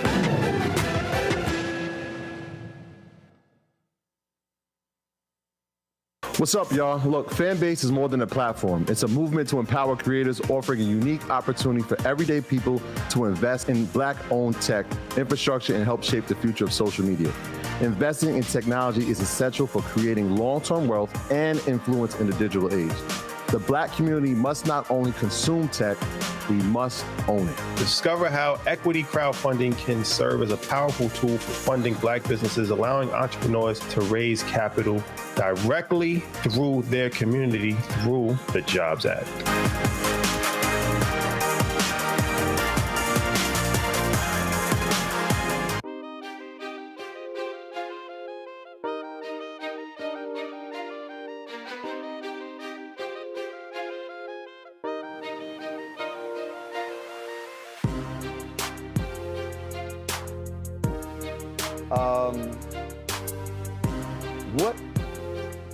What have you not done that you absolutely want to do? Oh God, there's a lot.